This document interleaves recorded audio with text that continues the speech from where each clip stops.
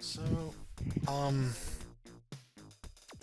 so for this list, I guess, like, I think we should just do it the way we've been doing it, but we should definitely at least talk about all the different aspects of a game. What I want to do is, yeah, I think, so we've already got kind of a list, and ours are extremely similar. Mm-hmm.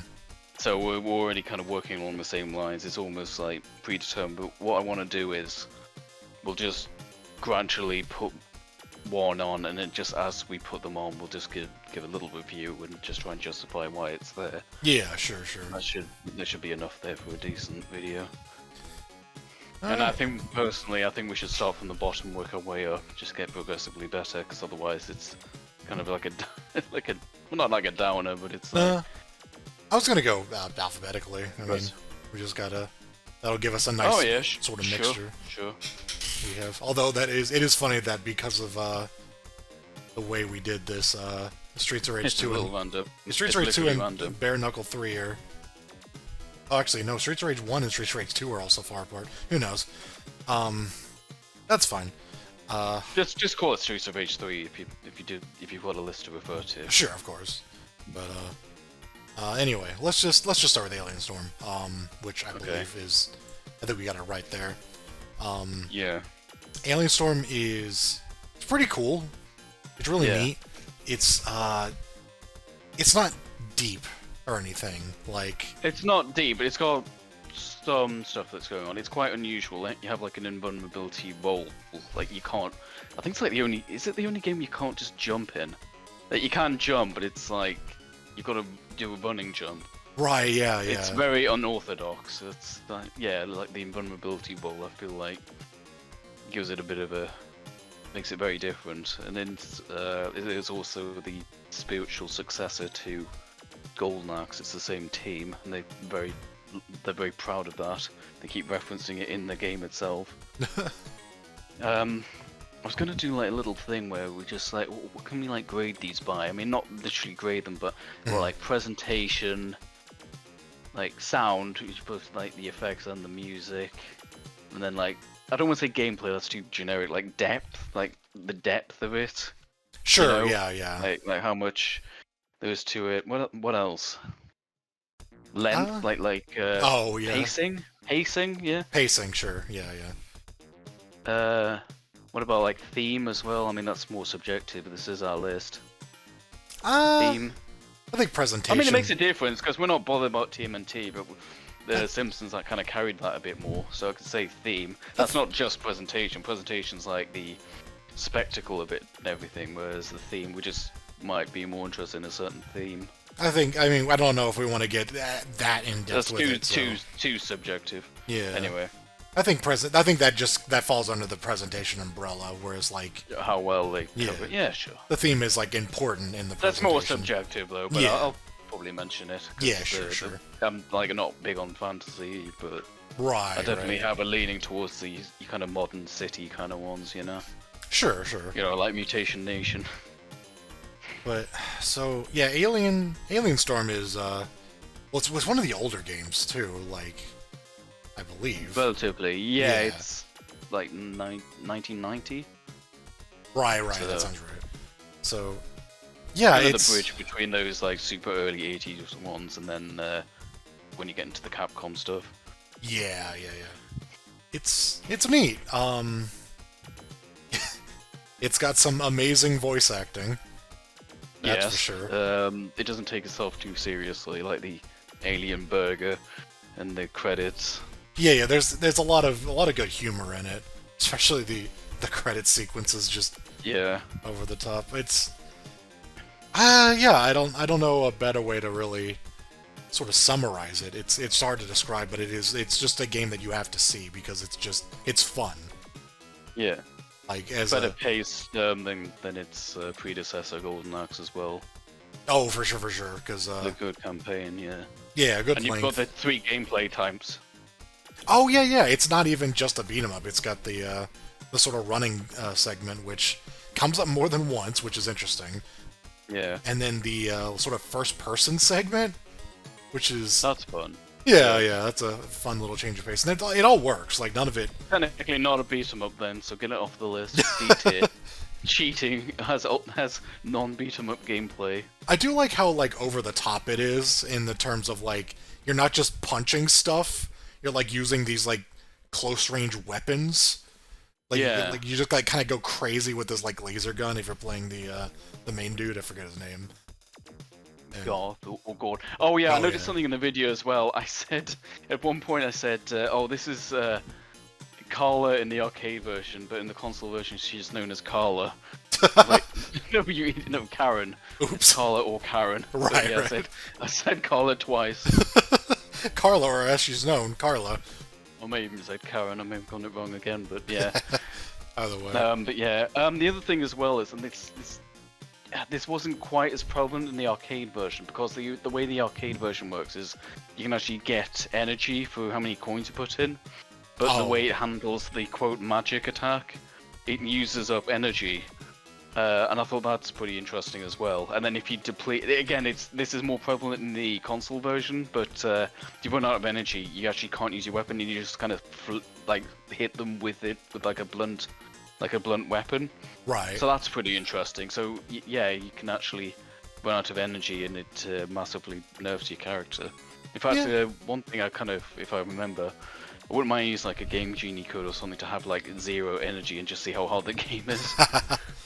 Yeah, because I don't like the Shinobi no shurikens, you know. Right. Because I don't think that came up at all for us. Like not in the arcade version. Yeah. No, not when you play Infinite Credits. In the console version, it's console version's pretty tough because you actually share. There's no lives actually. It's just continues, and you have to share them in 2-player, which is pretty harsh because you've got someone who's like better than the other person, and then you're both being dragged down. Right. That's not great. And yeah, the energy in that, you've got to ration that. Now, for the sake of the video, I mentioned it when we were playing, but the console campaign is completely different. Like the level order, there's some exclusive levels. There's like a laboratory level that's not in the arcade. Completely different campaign as well. So if you like Alien Storm Eaten, there's like the 2 versions are actually considerably different. You said there was like a 3rd version as well? Yeah, so this one thing I noticed quite recently is there's different ROM versions, and I didn't realize this immediately. I was playing it, I was like, I don't remember it being in this order, and then I looked up a YouTube video and it was completely different. And there's like a 3-player ROM, and it just has a different level order. It's weird. So there's like 3 campaigns for this obscure game. There's also like a Master System port. There's like a ZX Spectrum port, I think, which is very primitive. Jeez. Yeah, that's a neat one. I think, but yeah, it's B. I would say it's B. Yeah. Gotta like keep my nostalgia in check, but yeah, B. Yeah. It's really neat, but at the end of the day, it is held back by it not being like that interesting as a game. Yeah, like the gameplay is very just you kind of run around and just hit stuff, and like there are ideas, and so I like I can't knock it for that, but at the end of the day, it's not the most deep, and I think that's kind of an important thing with especially for this tier list, like the depth of the game, like how fun it is to sort of play is the actual it's not complicated. It's really just the whole game is crowd control basically. There's no Balear combos, but there's no grappling or anything like that.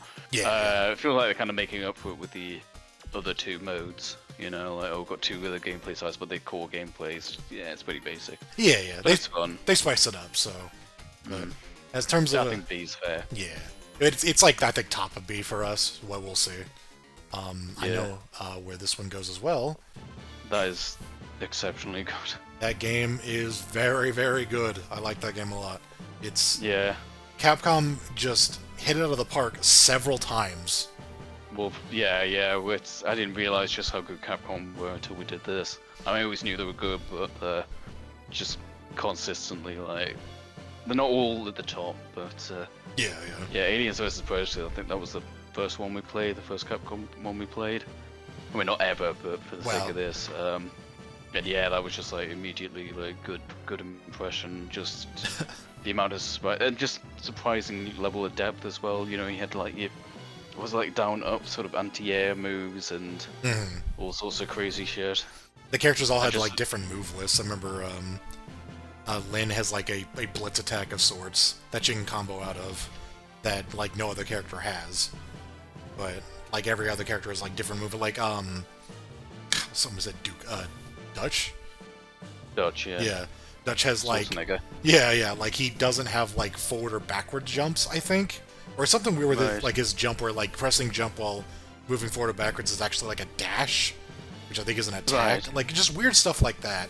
And then the game has a lot of stuff going on. It gets a little bit chaotic, but then it's sort of balanced out by the fact that everybody has like a ranged weapon that you don't have a limit on per se. Like you can only use it so much. Cooldown. Yeah, there's cooldown based basically, and even that like that works differently for each character. Like Lynn has to reload her gun, but the other characters can just like kind of spam theirs until it goes on cooldown. So it's just there's a lot of plasma caster. Yeah. There's like flexing that I know what that's called. there's just a lot of neat stuff in there. Like the presentation is great. The story is like I think you mentioned it was like it's surprisingly decent for like just a random arcade story. It's like it works, you know. It's probably better than most of those Alien vs Predator movies. Yeah, exactly. It's very simple. It's just there's a alien invasion of Earth. Humans are because humans are trying to weaponize them. That's a very alien thing. What are they called? What's the company called? Leyland Yutani or whatever. Yeah. And then the predators show up like, oh, why are they here? Well, they just like a good hunt, That's really cool, and they're just teaming up with the humans. And then it ends with the sting of saying like, oh, we've helped you now, but watch your backs. Right, You've proven yourself to be pretty tough, and we like a challenge, Like, that's really good. Subtle might not be the right word, but subtle for a Japanese beat-em-up arcade game, That's a good end. That's a really cool ending. Everything is surprisingly faithful. Like, it isn't like a certain other game I can think of that just makes up shit. Like, everything works in that universe really, really well. And it's interesting how much of this stuff is like licensed stuff too. Like of the games that we played, there's a lot of licenses here. And though. I should say on that note, should be pointed out this sample of ours. This was very much the two of us just thinking off the top of our heads. That's probably why there's a lot of like licensed games and known properties. We're just literally going with the most famous games. So I should probably say that our sample is not like all encompassing. It's not really scientific. It is just we just rattled off some we could think of. I think it is most of them, especially like if you're talking arcade games. Like the sort of this is like an era of beat 'em ups. This is basically, I think everything that we can think of that is they're very similar. They were all kind of competing, So yeah. I think it works. I think like there's a few we left out, but like I'm just saying like everyone like watches this and they're like, well, why is this list so random? That's kind of why we were just thinking off the top of the head. We weren't going like, oh, we've got to do systematically every single one by like by these companies, and it was all very random. I'm looking at this image and I was just like, when did we play Fight X-Men? I know. I was just like, wait, Shadow of Mystara is just its own title, like that was so. No, the full name is Shadow of Mystara, The Simpsons Night Slashers. Dungeons and Dragons Burning. Alright. But AVP, the pacing was good, it wasn't too long. It just a really good game. Yeah, the only nitpick I would have is I find it a little too chaotic, but that is what it's going for, so it's not really a criticism. I just prefer my beat-em-ups to be a little more manageable, but it's fine. But again, the characters and the gameplay, it was tailored for that. Yes. Well, like the plasma caster it's just for taking down big groups, so it does that well. But like on a more subjective level, I kind of prefer that to be a bit manageable. But that's still A-tier. That's still very nitpicky. Yeah. It was designed to be played the way it is. So again, we're talking the order of this is very strange, but I know that this one goes here. Yeah. Streets of Rage 3, and we specifically use the logo for Bare Knuckle 3 because we are specifically talking about a, well, the original, but like a hack of it that is in English. But although that's not what we played. We played it in Japanese, but still. Yeah. Oh, we did. That's right. The Japanese. Yeah, we didn't get the cutscenes because that wasn't the one on Fightcade. So. Oh, right. That's true. But yeah, the localized one is just so fucked with, and it's like, it's probably still a good game. I'd probably say so, but it's. I would say it'd actually be lower on this tier list if it were specifically that version, but the original. We have planned on playing it. What we could do is if we play that, what we could do is we'll just do like the vlog, and then we could just at the very end just see where we would place it. Streets of Rage 3, because it is definitely inferior to Bare Knuckle 3. They fucked with it pretty badly. Yeah. But no, like this game fucking rules. Like, yeah, no, it's so good. It's strange because the presentation of this one is weirder. It's a lot more like chaotic and just, I think mostly, yeah, it's grittier. The music is like, I think it's literally RNG. It's insane. Yes, they use a random like number generator to make it. I don't know why they chose Streets of Rage to get experimental, but they did. So. You know, like those first two soundtracks, pretty popular. I don't know why you would break that, but it's interesting. It is. I mean, not to spoil things, it is striking to me how much Streets of Rage kept changing and yet was consistently good, like the entire way through. Like, it's kind of nuts. Yeah. There's three, because you look at like Final Fight, which is also a trilogy, and Golden Axe as well, and they're all like they did some upgrades. Yeah. But they weren't. Yeah, now you mentioned, they were all pretty drastically different. You know, like the three Streets of Rage games are very different. Mm-hmm. One is just kind of a product. It was just a Final Fight clone. Let's be honest. Yeah. Just kind of doing its own thing with limited memory, and then like 2 got that massive upgrade. I mean, sort of reviewing the whole series, but. And then 3 did like the weird kind of gritty thing. A big emphasis on story. Yeah. Yeah, there's a lot of cutscenes. Yeah, you gotta think there weren't any before 3, essentially. No. No, you got the little dialogue with Mr. X in 1, but that's about it. Yeah, that was basically it. But, you know... I should say for the sake of the video, I mean, we should do that bonus video. But just to say, for the sake of video, though, the way Streets of Rage 3 is different is, overall, the biggest problem it has is they absolutely butchered the difficulty, and it's that whole mental thing that keeps coming up. But they made it. Not only did they make it too hard, but I think the enemies hit you, and they've actually scaled up the damage they deal to you, and it actually goes up by difficulty. And also, one thing that's very painful is that if you try and play Streets of Rage 3 on easy mode, it actually cuts you off after the fight with Robo X, and the game ends, and it's like you get a message like, oh, you get a bad ending that only exists in the Western version. That is not in the Japanese version at all. God. So it was a thing punishes you for trying to make if you try and make the difficulty reasonable, it punishes you. Yeah. It was a thing where it's like the game took out the easiest difficulty and then bumped them all down. So, like, what was normal is now the easy difficulty. So if you play it on easy, you're playing, like, the normal difficulty. What we played, yeah. Yeah. And it's a mess. And there's some censorship as well. There's no Ash.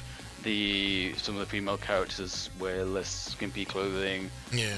There's just lots of little things. And the plot is completely different.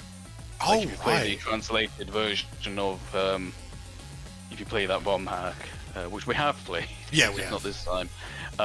Like the plot is about this element called Vakushin or something that Zan's discovered, and then it's like threat of like a nuclear explosion. Whereas the Streets of Rage 3 plot is like massively simplified, and it's just about like kidnapping people and replacing them with robots, you know, snatchers. The army generals replaced with the police chief for some reason. They just kind of just messed with it. I'm not even sure why they bothered. But yeah, the plot is completely different. It's one of the worst examples I can think of localization, just screwing with stuff. It's like I kind of get like some of the more like censorship stuff, but they did not need to go this far. I get removing Ash. Yeah. That's fine, but yeah, some of the other things is just. Oh yeah, and the default character colors are completely different. Yeah, like Axel wears like yellow for some reason. I heard someone that quote more gender neutral. Like that's what I've heard. I don't even know what that means, but Blaze wears grey and just again like what? Why? I have very strange. No clue. But we should do that bonus video. But yeah, Bare Knuckle 3 is markedly like better and still one of the best beat 'em ups ever made.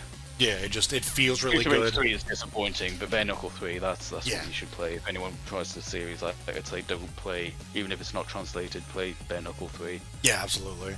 It feels really, really good. The characters are all really, really neat. And the soundtrack is unique as hell. Yeah.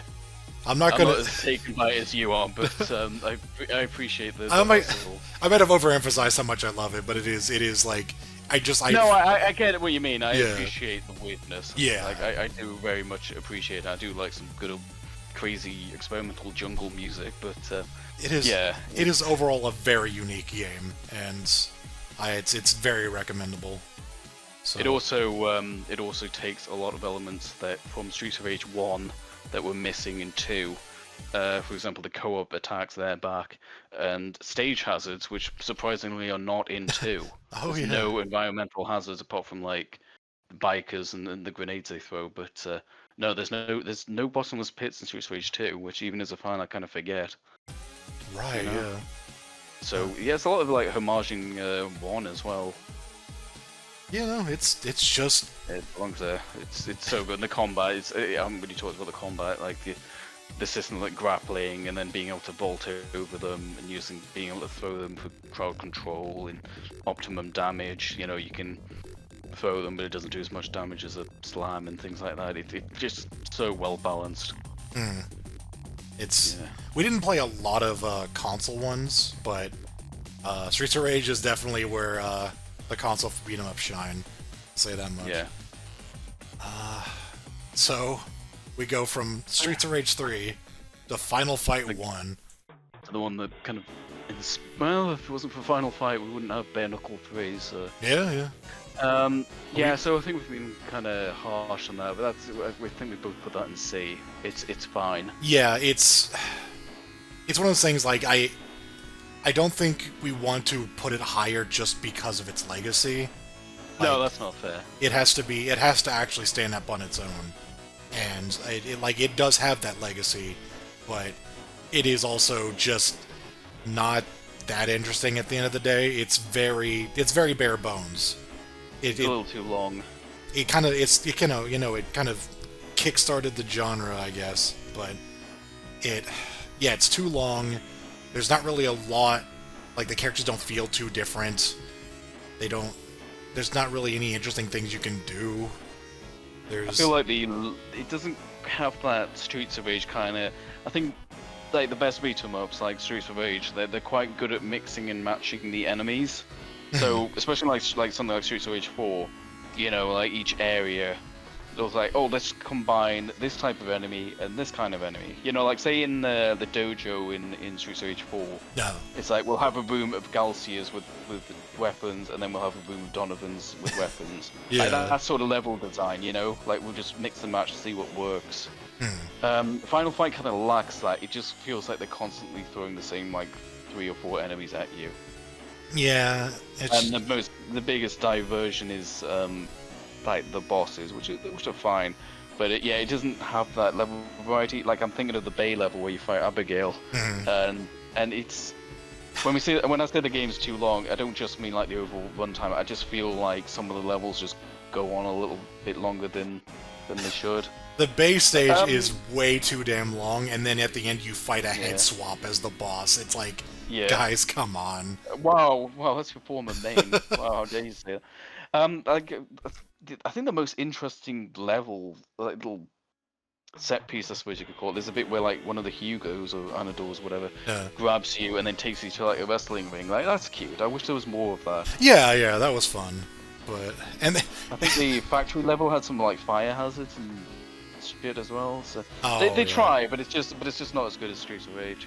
No, it's not, and it's I don't know really what to say about it.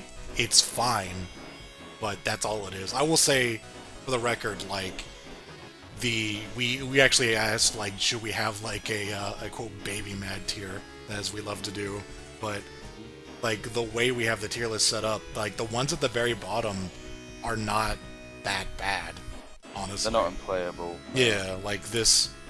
I know some people are very like sticklers for like which letters you use. It's like, oh, D tier. If it's D tier, it means it's bad. It's like, no, this is all relative. We didn't play any. There's no F here. There's no fail. No. When we did the DVD thing, we defined baby mud as a perk that's literally useless, and there's nothing here that's like unplayable. I mean, I'm sure if we expanded the scope of this to like, I don't know, fucking, Renegade on the ZX Spectrum or something. You know, you get some weird shit, but. No, there's nothing here that's that bad. Even the worst game with the worst, it's all playable, but we'll get to that. Yeah. But Final Fight, it's fine. It's fine. I mean, and I'm not immune to its legacy as well. It is kind of neat to see, you know, as a Street Fighter fan, like, oh, it's violent, oh, it's Sodom, and, you know, it's not immune to... I also want to mention the character diversity as well, because I feel like that's something's worth talking about as well. Like Guy, Cody, and Hadar, they have their own things, but they're not that different. They're not as different as they could be.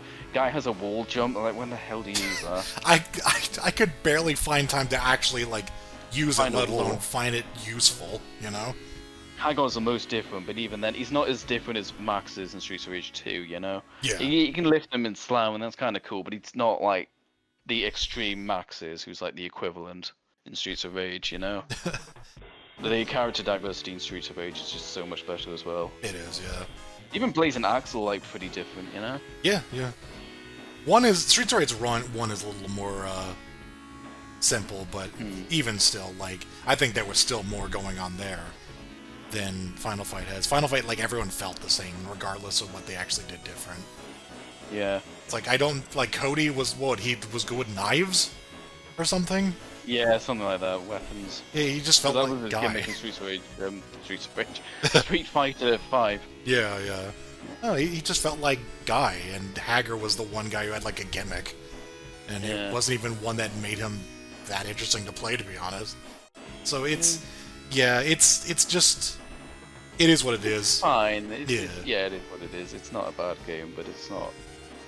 If we're just being subjective, it's not that... It's not really that special in the grand scheme of things. It's more carried by its legacy and its importance. But it's not bad either. I think we're just... We're talking in circles here. We're just trying to be like, well, look, we're being too harsh. You know, we're being critical, but we're not being harsh either. Yeah. Well, you want critical. You want critical. Oh my god! Like, this is just fucking a waste of time. This is funny. This happened twice during this, and we'll get to it. But here's a sequel that just has no reason to exist. Is actually the reason that this sequel exists is so that you can have like a 2-player Final Fight on the SNES, because that's all it fucking does. It's a SNES only sequel that just plays like Final Fight again.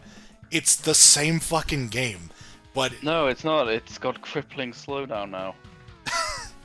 I think that was a different game, but this... No, it was that as well. That was pretty... No, that was Final Fight 3 as well. It was both of them, but Final Fight 3, we'll get to that next. We stomach that more because it was a better game, but the Final Fight 2 is just like, it's the same game, but uglier and slower. Yeah. It's... I don't remember it performing great. It's... I guess we should also acknowledge the few games we didn't beat. We didn't beat Final Fight 2, but that's because it desynced and neither of us wanted to play it anymore. We got the picture, you know.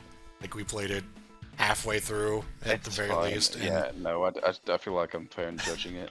I did actually go back and look at a long play to see what we missed, and it was nothing interesting. No. Like, I don't even remember what the final boss was. It's completely nothing. Like, and it's funny because I wouldn't say that it's, as a game, worse than Final Fight 1, because it's just the same game. But I mean, the graphics, the graphics of the arcade game and the lack of slowdown and the responsiveness, it does make a difference though. It has this like globe-trotting thing, which I'm just like, it's not as interesting. Yeah. Was that 2 or was that 3? That was 2. Yeah. Yeah, 3 had the sense because I like Metro City. Like, it's cool having, a set location. I've said this many times. It's you've got a bit of character to it. Whereas Final Fight 2 is like, well, people like Street Fighter 2, and that's like a globe-trotting thing. So let's do that again. Let's put Chun-Li in the background. Right. Yeah. No, it doesn't do anything better than the game before it, and that's the reason that it's down a peg. Is because like, it's just a worse Final Fight, but it's the one you have on SNES, I guess. Yeah, it's kind of weird they didn't do an arcade sequel. I guess they were busy doing other games. Yeah, it's 2 and 3 not being anywhere but like the SNES. I don't understand that at all. That's very strange to me, especially because like the port of the first one, which was, for the record, a very bad port. Like, I think it was popular though, so they probably just focus on the Super Nintendo. It's still weird to me considering how many good arcade games they made. That the probably different teams. Maybe, yeah, but either way, it's got like the B tier to make those console beat 'em ups. I also want to acknowledge, like, just on the topic of Final Fight, like that Super Nintendo port has, in case anyone watching this doesn't know, like, no 2-player mode. Yeah. And like something like 3 characters on screen at once, including the player. It was like something ridiculous. It's not a good port. It's a competitive. That's the competitive Streets of Rage. Like, Streets of Rage isn't competing with the arcade Final Fight. It's competing with SNES Final Fight. Isn't that port also like you only have Cody and Hager?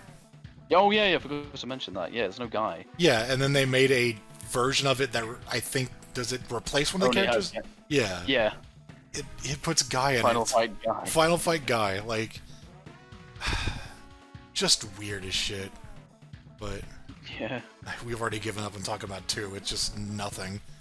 The only thing that gave us is Maki, and the only reason that's notable is because she was in another game that was better. Yeah. Oh yeah, I heard that was actually supposed to be what's her face from Aliens vs Predator. Lynn? But they couldn't do it. Yeah, but they couldn't do it because of some licensing thing. Like, they have the rights to the characters, but they can't. I don't know. I've heard that was supposed to be her, but they changed it at the last minute. There's a character in Cannon Spike who I'm pretty sure was supposed to be her, so that's interesting. Right. Oh yeah, and Carlos. Carlos is funny because he also appeared in another game. Yeah.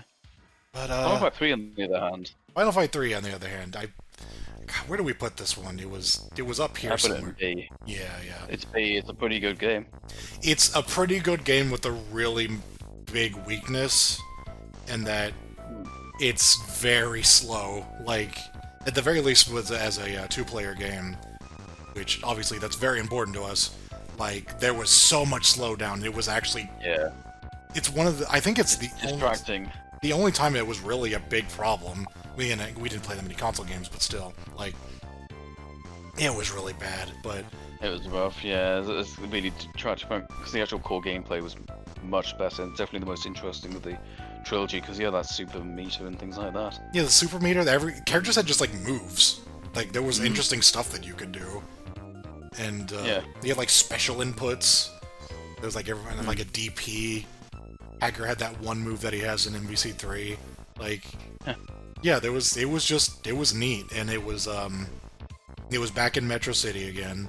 Although it was the enemies were kind of just whatever. The final boss was just very random. Yeah. Final boss was Relento. There was a new character who just showed up and was just like, I can take you to him, and that was one of your player characters. I don't even remember his name. We couldn't change. We didn't play all the characters as well because you couldn't change characters, I believe, or did we just not even use continue? I can't remember. No, it's that. Yeah, we only played Hagar. Yeah. We only used one continue, and so I changed characters at the very end of the game. I think it was during the final boss. So. Yeah, that's right. But yeah. Yeah, it was just solid. I mean, it wasn't particularly challenging, but I'm assuming it has difficulty options. But yeah, it wasn't like amazing, but it was. I would say it's the best of the three, honestly. Yeah, it was pretty easy. Just about the slowdown. Yeah. That's the one thing that held it back from maybe like A or something. Yeah. Or high B. No, it's sad too because that's like they actually did something really, really good with like they started things off nicely with Final Fight, but they needed to like innovate on it. Then 2 had nothing, and then 3 they like jumped forward a whole lot, and it's really, really fun. But it was exclusive to the SNES, and it couldn't handle all that it was doing, so it slowed down. And yeah, that I wanted to like it more, but at the very least, like it's worth checking out, I'd say. Yeah. And it probably performs better in one player, so I'll say that much. But yeah, that's fair enough. Yeah, because we know they kept 2-player out of the first game for a reason. Right, yeah. They probably tried and it was like, oh, this is unacceptable, so. It feels like the SNES was not really a good console for that, and yet they kind of stuck with it. Because, Streets of Rage is... I'm gonna have a playlist of the vlogs just so as a reference, just as we talk about each game. Right. So, there are 3 games that went into the D tier, and this is one of them. Holy fuck. Like, SNK could not do beat-em-ups. I don't know what happened. It's so bad, yeah. It's weird, because looking back on it, we had the same reaction, like, at the start of the game, and as we're going through, we're just like, this is alright, this is fine. And then by the end of it, we were just like, this sucks. It's too long, and the mechanics is shit. Like, you have... Yeah, it's bad. The mechanics don't make any sense. You have one sort of, like, unique attack, which is, like, you hold the attack button, and then charge up, like... like several beat-em-ups have, like, you charge up the attack for something. And it's usually, like, just, like, a big swing. But this one is, like, it's like a screen-clearing move if you have a pickup. Or it's, like, your kind of special attack if you don't have one that sacrifices health. But you have to charge it for, like, 2 seconds. So if you're in a situation where you're getting your ass kicked, you can't do anything about it. And so... and the charge-up thing, like, really the cost of the charge-up without the weapon, like, the time it takes for you to charge it up, that's the drawback. And in exchange, you get a powerful attack. But no, it still takes health off you. Yeah. So it's like, why the fuck am I being... it's costs health and it takes ages, so why would I use that? Why is it even a thing? Why is it even... And there's no defensive special. We very quickly realised that when a game doesn't have a defensive special, like they exist for a reason. I forget if it was Final Fight that innovated that, but it's such a good gameplay thing. It's basically a combo breaker. Yeah. It's... But Mutation Nation does it wrong. It doesn't understand. Yeah, no, it's... And it's like, the presentation isn't that bad. A lot of it is fine, but... Some of the enemy designs are quite cool and creepy, I guess. Yeah. No, it's what really draws it back is that it's not fun to play because of its bad mechanics and otherwise very simple gameplay. And it's just... It's too long. It just... And there's no weapons. Even Double Dragon had weapons. Oh yeah. Like your only pickups. The items are the stupid power-up things, and it's such a weird way to. And it's not intuitive at all. I mean, because it's a Neo Geo game, it actually has one of those how-to-play things, but it's not like. Why is it an expendable resource? Like, it's just weird. Yeah, it's. I don't even really fully understand how it works because like you can pick up multiple, and like it kind of stacks, I guess, but. I don't know. It's. I also think that. So I've decided I'm gonna watch the games as we talk about them just to refresh my memory. Sure. The two main player characters are just like the lamest designs. Like they're so generic. Yeah, there's the not Kyo, and then just whoever the other guy was, player 2. Yes. There was no difference between them. It was just player 1, player 2. It was a Marco Tarma thing. They just look different, and that's it. And... Please don't compare them to Marco and Tarma. I guess one has like sunglasses. Exactly. And one has a headband. It's perfect. I think he did. Yeah. Yeah, he did. Yeah, I'm watching it. Yeah, no, it sucked. It wasn't. Again, it's not like a we don't have an F tier because it's not that bad, but compared to everything else we played, it sucks. It's still playable. It's not like the worst thing ever, but relative to again, what we played was kind of like chosen by us. The games that are known. We're not playing anything that's like especially obscure shitty. Like I had heard of Mutation Nation. I knew it was a SNK game. I'd actually seen it on TV once and just thought, oh, that looks interesting. So again, we're not going to the bottom of the barrel, but this is by the standards of what we played, this is one of the worst. Yeah, for sure. Really lame. Ninja Baseball Batman.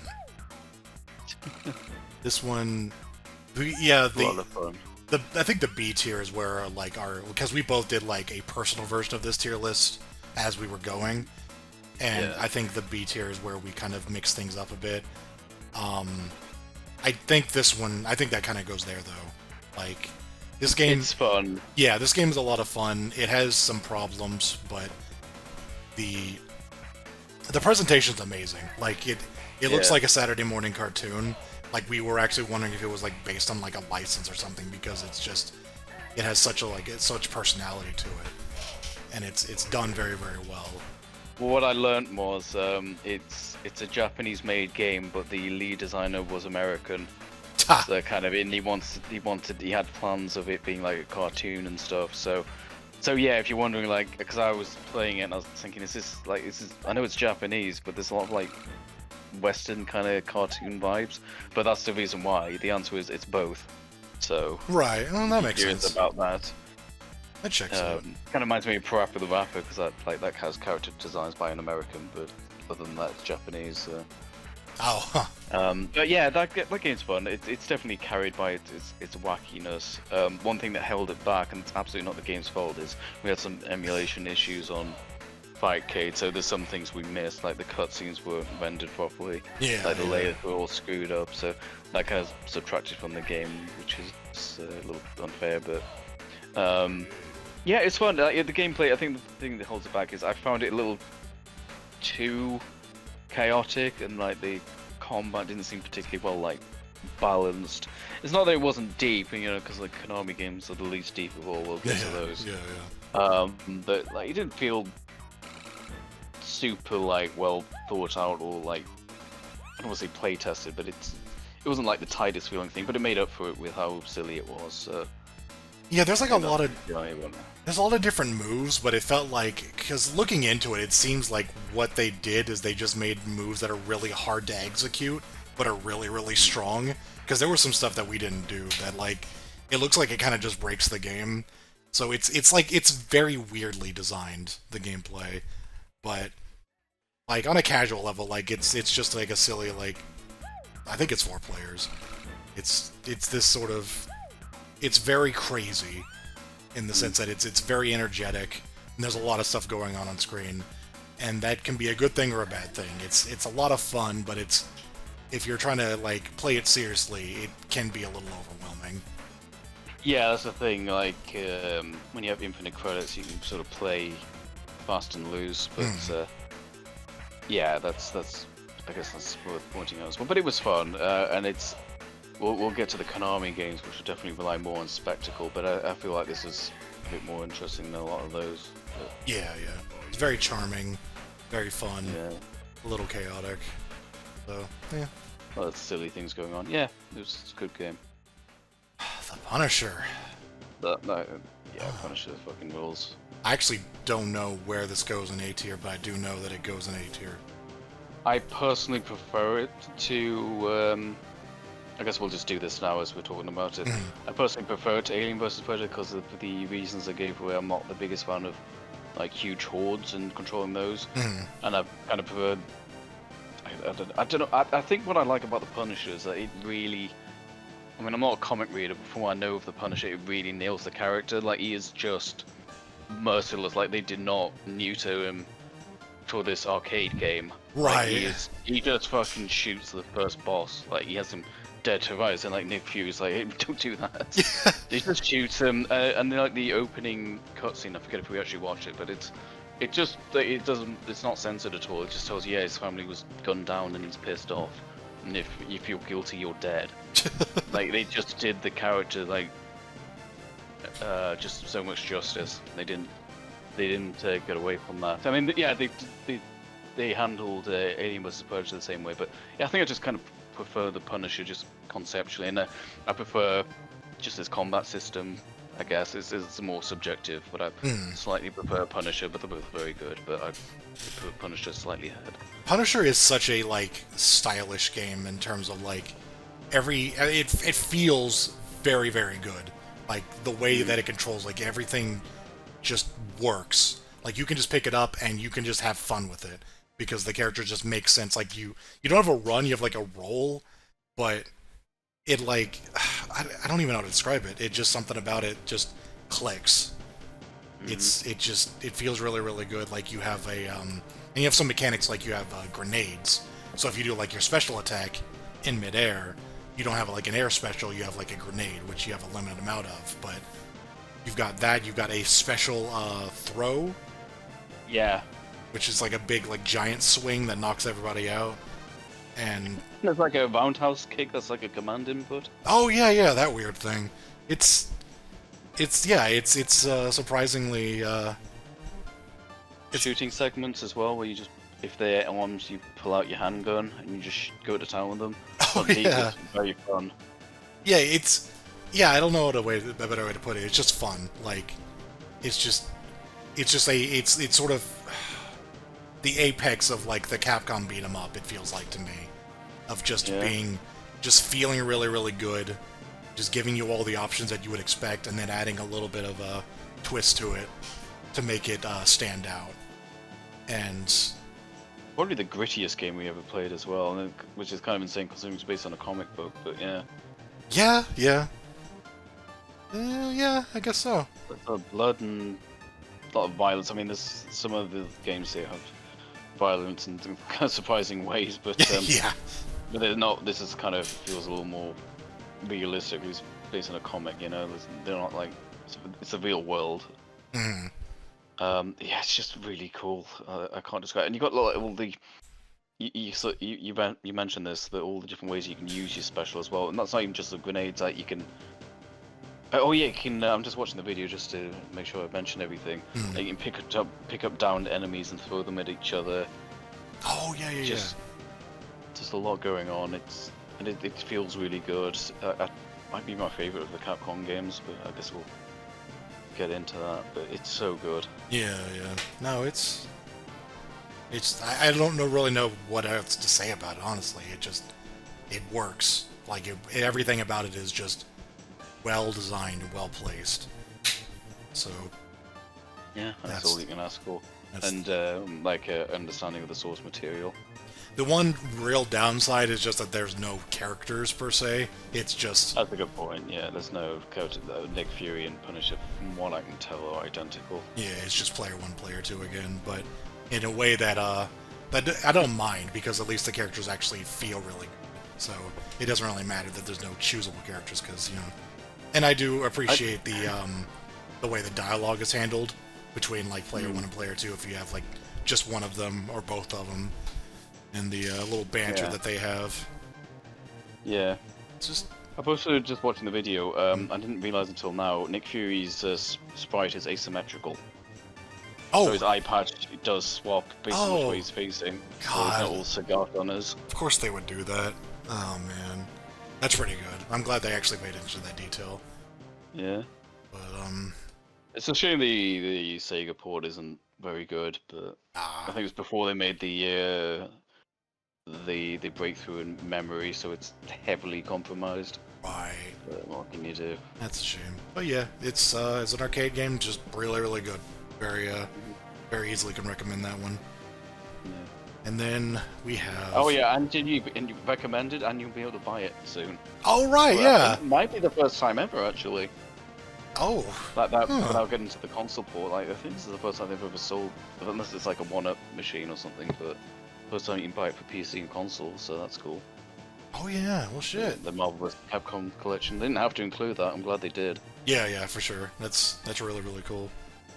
It's yeah, it was funny how relevant that was when we started playing it for this.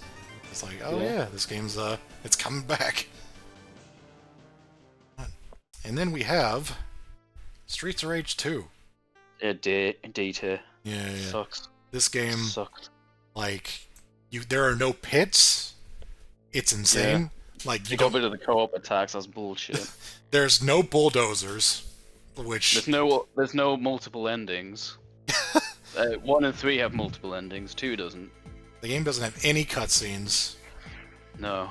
Mr. Add to the lore. You can't become part of Mr. X's group, which, like, I always wanted to work for Mr. X. He's really cool. He has a Tommy gun. He does, yeah.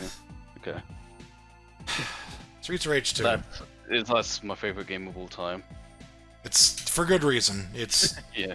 It's I don't, and it's funny because like I personally prefer 3, but like the more I thought about it, the more I sort of like balanced the two between myself. Yeah. I mean, that's fine. I think there's an argument to be made for both. There is, yeah, but I think 3 plays a little better, but I think 2 makes up for it by just having the complete package in terms of being like really, really cool presentation wise, like just amazing music. The graphical upgrade from 1 to 2 is quite that blew my mind when I was a kid. Like I owned 1 on, like, I don't even think it was like a dedicated copy. It was like one of those multi-card things, like the Sega 3-in-1. And then like I borrowed 2 from a friend, and just the graphical upgrade was just. I was like, is this the same console? Like, you know, like, this is an arcade game in my house. The theming, like the aesthetic of the areas and just how nice everything looks.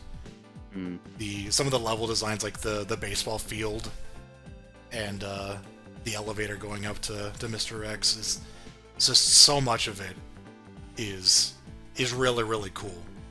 And, it is, yeah. And then you have 4 characters who all play very, very different and feel really, really good.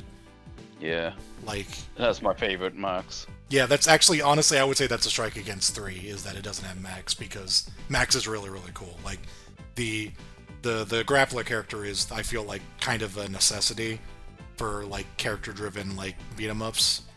Yeah, Zan's interesting, but I don't think he's as interesting as Max. I think, I mean, I really like Zan, but he is a gimmicky character, and it feels like the game is missing something because you don't have that really cool grappler dude. Oh, I do have a nitpick about 3, I've just realised just now. The way it handles these special moves, the fact that you can... this is a really minor nitpick, I'm not like going to say it's D all of a sudden.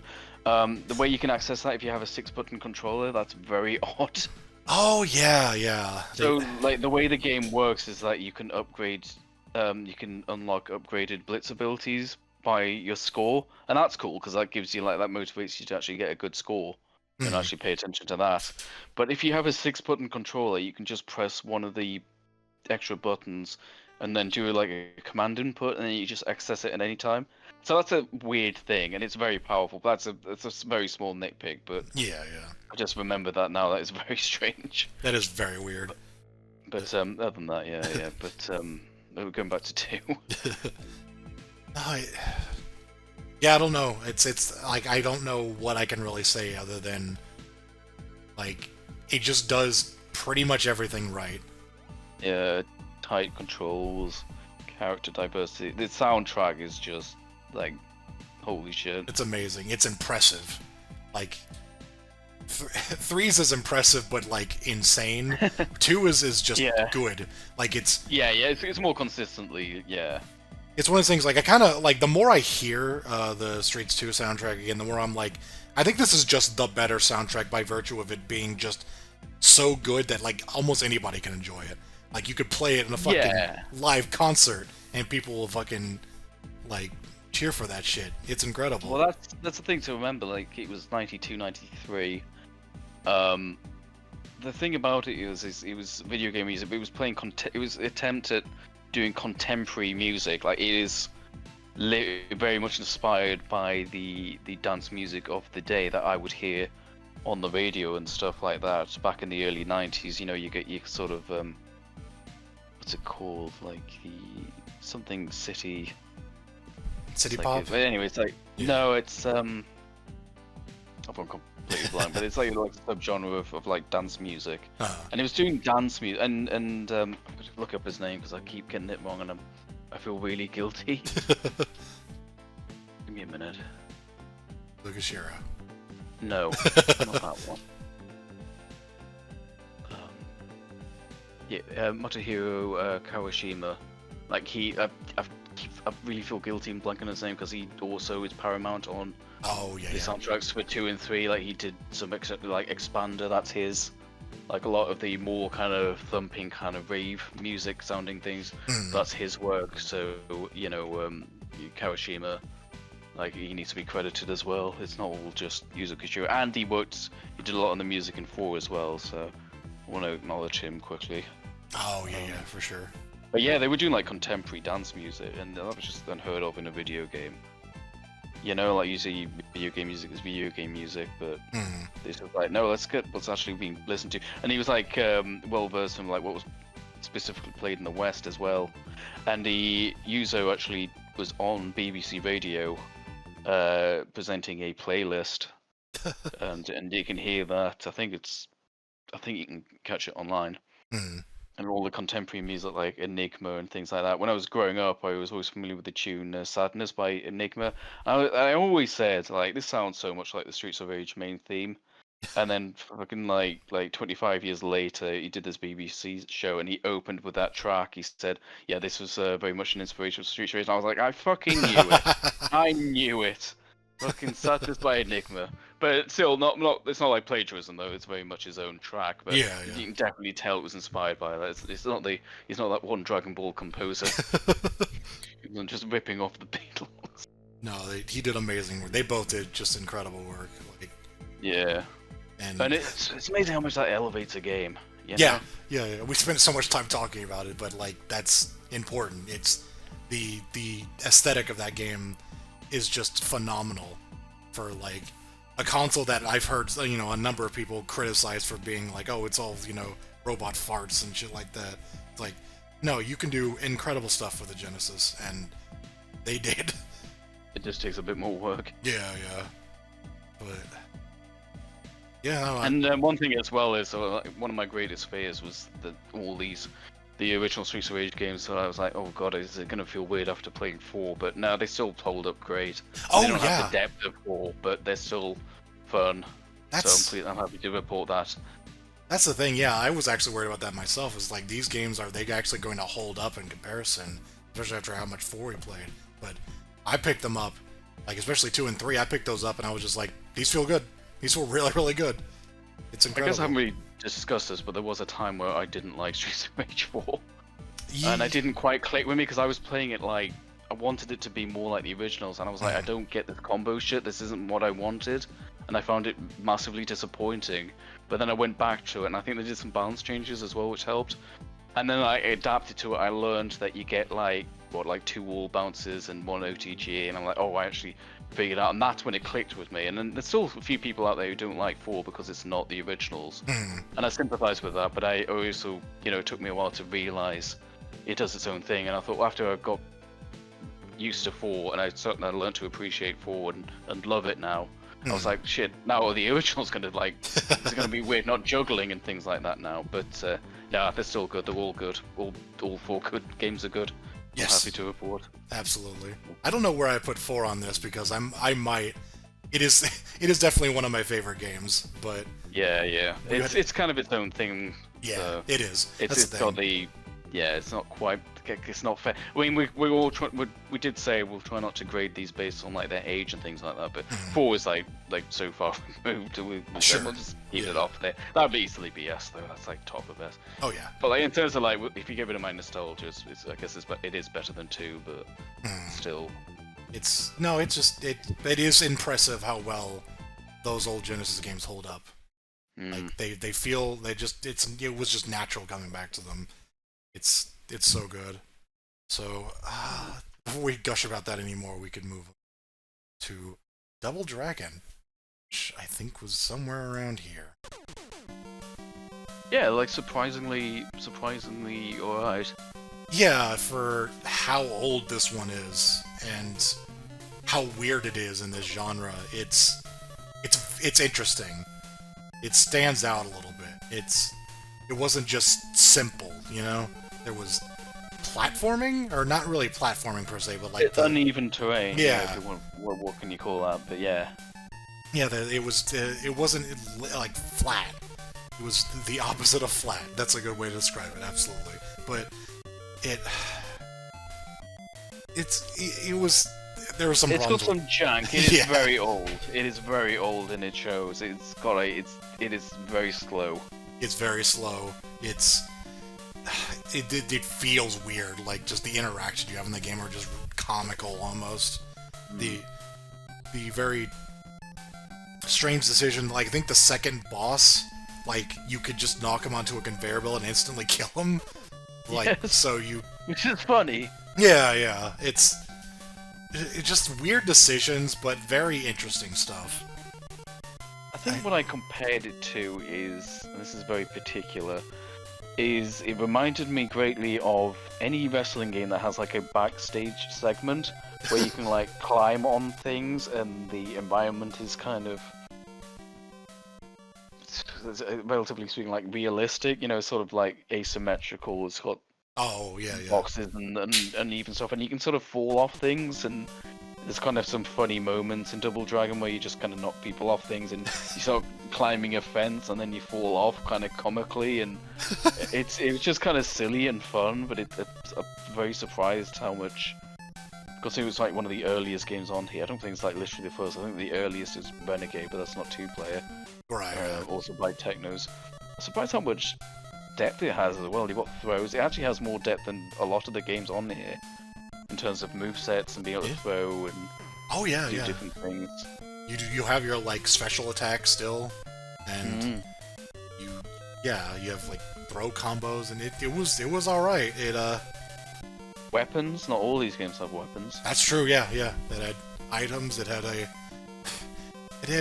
just a bunch of weird shit. Like the final encounter is that you just fight your friend. That was fucking weird, yeah. Bad ending for Streets of Rage 1. Yeah. It was... I don't know. Just... And it was kind of neat. I went into it, I was like, we're just gonna like play this just to say we have, but this is gonna be like junk and awful, but... So, I mean, it was junk, but it was... it was fun. More going on than a lot of games, yeah. And I like the almost, like, one-shot level structure where I think there's only a stage transition at the very end. Where you just go inside of a building where there's no like transport or anything that like changes where you are. You just are going from start to finish, from where your garage is to the boss's lair, just linearly, and that's really really neat. It's the Half-Life of beat 'em ups. I'm just saying that because that's also like, I think Half-Life 1 only has one kind of camera cut, but other than that, it's 100% through Gordon Freeman's eyes. So right. Your Double Dragon also does that, I guess. Yeah. And there's all the levels are linked up. So. Yeah. Just interesting, very interesting, very fun.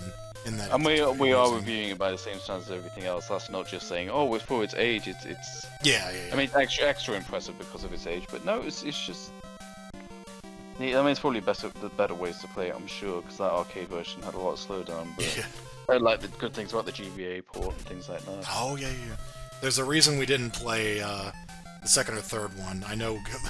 I actually don't know if the third one's any better, but I know the second one we looked at I looked at a video of it, and I posted, and you looked at it, and you noticed it too. Is like, God, this game is even slower. It was like chugging like crazy in a video that was just one player. I'm like, I can't even imagine co-oping that. And it's very weird. It has some of the same levels. Like, that second boss with the conveyor is just there again, for some reason. Right. And the final level is also just the same area. It's very weird. So, yeah, I don't know about us playing those, but... I'd be interested in seeing which is considered the best port of Double Dragon 1, though, so I wouldn't mind playing that again, but I mean a bit less jank. Yeah. I know the NES version is kind of famously good, but it's also not 2-player, and it's also like considerably different. It's like platforming levels in and stuff. So. Yeah, the Nintendo games look very different. The Genesis one was like, it looked pretty good, but it sounded like garbage. Oh, it was like made by Accolade. Yeah. Like, you know, famous for Bubsy and stuff. It's not good. Yeah, no. But yeah, the kind of neat. And then, Growl? This silly game. This game is kind of similar to Double Dragon in that it's not the greatest beat 'em up, but it is very entertaining for how silly it is. It is, yeah. It also has almost a like one-to-one just, one-shot kind of level. Yeah, there's like one cut in the middle. That's not rendered properly in the emulator. Yeah, that was actually a platformer segment, which is really weird. But that game was... I couldn't see it. I did go back and... Oh no, yeah, I watched that Retro Prey video, that's right. But... this game is fucking weird. It is, and that twist final boss. Yeah, that... Which went on a bit too long after the novelty wore off, but I think the entire game, was a little long. I don't know if it was too long, but then, that final boss just, he wouldn't die, and it was really annoying. But I've seen, in retrospect, I've seen people save the rocket launchers for that final boss, and that they made it a lot shorter, but we didn't think to do that, so, yeah. And you obviously you didn't, because you didn't know what was coming. So. Didn't know what the hell I'd expect. I had to deliberately keep that secret. Which is funny, because I had seen that Retro Prey video, but I had forgotten about that entirely somehow. I just remember... Yeah, it's the secret boss controlling evil poachers. It's like, what? Fucking... man, I don't... It's insane, that game, but it's... Yeah, and people people were like exploding microphones and they get gibbed as well. It's like, what the hell? Yeah. And then animals come to help you when you save them. Yeah, it's like an environmental sort of deal where you're like fighting poachers and rescuing animals, and very noble. Yeah, it just a strange game. This is the. It's made by Taito as well, who are like infamous for having insane games. Yeah. It's like the people who made Bust a Move gave us Growl as their beat 'em up. It's like an emphasis on weapons. Like, your character doesn't actually have a lot in terms of combat, but there's a lot of weapons that you can use. Yeah. Including, like, the game starts you out with rocket launchers. It doesn't use them very often, but it gives you them at the start, which is funny. Comes out swinging, yeah. It catches your attention. That's I'll say that much. It's a pretty good game, yeah. It's not, like, deep or anything, but it's funny. Yeah. Just an amusing little, quirky game. Yeah. Undercover Cops, I believe, is the bottom of A tier. Yeah. It's Undercover Cops. This is the second Irem beat 'em up on this list, actually, which is amusing. It doesn't feel anything like the Ninja Baseball Batman, but it Right. Yeah. This is made by people who would go on to form Nazca, so it is very Metal Sluggy, despite it being like much larger sprites, and you can tell because it is just quirky as shit. And yeah, it is. It plays pretty decently. Like, it's not the deepest, but it's also not simple. No. There's a strange gimmick where every character has a 360 attack in the air that costs like half your health, but just nukes the entire screen. And yeah, it's almost worth it entirely because of how over the top those fucking attacks are. Like, they are, yeah. The presentation on this game is some of the best of this entire lineup. It is. It's insane. Like, you've got some really, really nice sprites from... And I forget. Like, Metal Slug is like 2000, I think? Metal Slug 1 is 96. 96. Okay, no, that was earlier than I thought. Because I know, like, 3 was 2000, right? Yeah, and then 2001 was 4. Okay, yeah, so... Yeah, that's fair. But, like, Undercover Cops is 92. It's pretty early. Oh, God. Yeah, and it's comparable to Metal Slug as well, which is also insanely good for its time. No, these sprites are just really, really good. It's definitely the best sprite work of any game we've played. Yeah. And the music, I quite like the soundtrack as well. Yeah. The good old Haya, I believe, composed that one. Yeah. It's it just has a lot of charm. It plays pretty good. It's pretty tough, I remember. It being kind of difficult. It's a little hard for us to review the difficulty of some of these instances, like the arcade ones where you have infinite credits, and it's kind of easy to lose track of that. It should be said, but true. But I could definitely feel it with that one. It didn't pull its punches, but it was. Yeah. Also got a very impressive Super Nintendo port. Yeah, that was insane. It was never localized, I believe, but it was released locally like sometime relatively recently.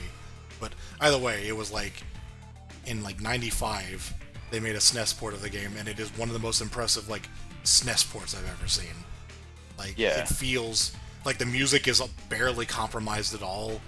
The gameplay seems like mostly the same. The sprites are condensed, but like it's so recognizable. Yeah, everything, it feels like it's almost perfect. The main problem is that it's single player, which is but you know it really sucks. Fair enough. Yeah, that's it's funny. I don't think we because I don't think you knew about this game when we made the list. No, I didn't. No, that was definitely like I don't know what this is when it came up. And I was just happy that it was on Fightcade, because it was like kind of hard to emulate for a while, I know. So getting to actually play it, I was like just excited for it. I think it was not even like an official like ROM. There was some weird like ROM version that it had, but either way, it was basically the full game, and it's just really good. I just really liked it. Yeah, I don't really have much to say, to be honest with you. It's like it's just solid. Yeah, I don't really have any. It has. Yeah, I don't have too much to say. But it was just good. It has that Nazca style humor to it, where there's just like there's an enemy that like pokes your corpse whenever he kills you. Yeah. And other goofy shit like that. And the character names are all over the place, and they got localized to weird shit. But yeah, solid game. Okay, yeah. Armored Warriors. Yeah, was not too fond of this. This is, I was going to say the worst Capcom beat 'em up, but Final Fight 2 is below it. I feel like the arcade ones are different to the console-only ones. Yeah, I'll say that. I feel like there's different standards there. Absolutely the worst arcade beat 'em up from Capcom, and it's funny because it's not like it's a low-quality game or anything like that. It's just that it is I mean, first off, it's not our kind of game. Like, both me and Bob agree that like the giant robots fighting is just not a thing that we care about that much. I've never been to mech, so yeah. I mean, like in theory, like giant robots should be cool. I was never into them as a kid or as an adult. I was just like, I think I'm too character driven. I want to actually play as a cool character, and so playing as a big robot, I'm just like, this is just a weapon, you know? It's not that interesting to me, but either way... It's interesting, because Cyberbox did the same thing, that despite using like the same sprites and the same assets, it's probably not set in the same universe, which is a little confusing. Bloody is still there was a robot. But that has characters, and it's like the pilots, and they're pretty cool. You know, you got this... You got Jin in there, there's this like Rastafarian dude, it's like an interesting cast. So you can have characters and giant robots, but Armored Warriors didn't have that. So that one, I mean, it did have characters, but I know what you mean. I know what you mean by characters. Yeah, like, yeah. There's no real. In terms of gameplay, there's no real personality to them. Yeah. It's hard to gravitate towards a robot because they're all just robots. But that's not like badly designed or anything. Yeah. But yeah, no, neither was a particularly fussed about mech designs. I mean, honestly, where that actually kind of failed for me, especially, was the way the game worked with items, because essentially your items were like attachments to your mechs, which would just kind of like, it was independent of which character you were playing. It would just change them in ways that were like just very weird, and also would be the same between characters. Like, yeah, the gimmick is you're breaking off parts of the enemy and then you're using them to replace your own limbs and things like that, which sounds extremely cool in concept, but it just, I don't know, it just didn't really seem to amount to much to me. I'm watching the game again, and there's just so many things that just kind of look the same, and it's just kind of messy. It's just kind of hard to follow what's what, or even know the importance of each weapon. I don't know. I just wasn't very impressed by it. It's fine. It's not bad, but it was. We were like halfway through that game, and we were already done with it. It was just, there was nothing there to really grab your attention. It had like. It was almost an hour long, because the vlog is one of the few, we played this last year. Oh. This was one of the few games that just got its own dedicated video. It is almost an hour long. We were playing it. Yeah, it is too long. And I remember Nimrod was watching it too, and he's like a big mech guy, but he was just like, "Man, this doesn't look that fun," and it wasn't. It just I don't even remember there being much depth to the characters themselves, and especially wasn't once you get like items that just made them all like tank treads and flamethrowers. Yeah, like what's that even doing? I don't know. It was. I'm thinking the one thing we should say about like the whole genre is that beat 'em ups are inherently repetitive. They're kind of hard to consolify because you're doing the same thing over and over. You can't have them too long. I mentioned this a lot when we're playing, like the notion of brevity. Playing these games sometimes shorter is better, and then what you can do to alleviate that is, when I mentioned Streets of Rage combining different enemies with level design and maybe have some gimmicks and things like that. That's how you alleviate that. But Armored Warriors is just kind of a blur of just doing repetitive shit. The worst games here were all just very repetitive and failed to change things up. And then the ones that, it is possible to have the games that are repetitive, but they usually compensate by being short, which is kind of a weird compliment. Like some of these games just overstayed their welcome. That's like, I think that's the worst sin you can get. If our last impression of a game was just like, that was boring. Like that went on too long, the whole thing's going to be doomed to the lower tiers, Yeah, absolutely. It doesn't go into D, I think, entirely because like the presentation's fine. Like, there's nothing specifically wrong with it. It's just not to our taste and just went on a bit too long. But I wasn't like offended by it. Yeah, it's the most mediocre beat 'em up, I think, in this entire list, I'd say, in terms of just not being notable. Like, I don't remember anything about it at the end of the day, and I don't really care. I'm watching the video and I can't even remember playing it. That's kind of says a lot.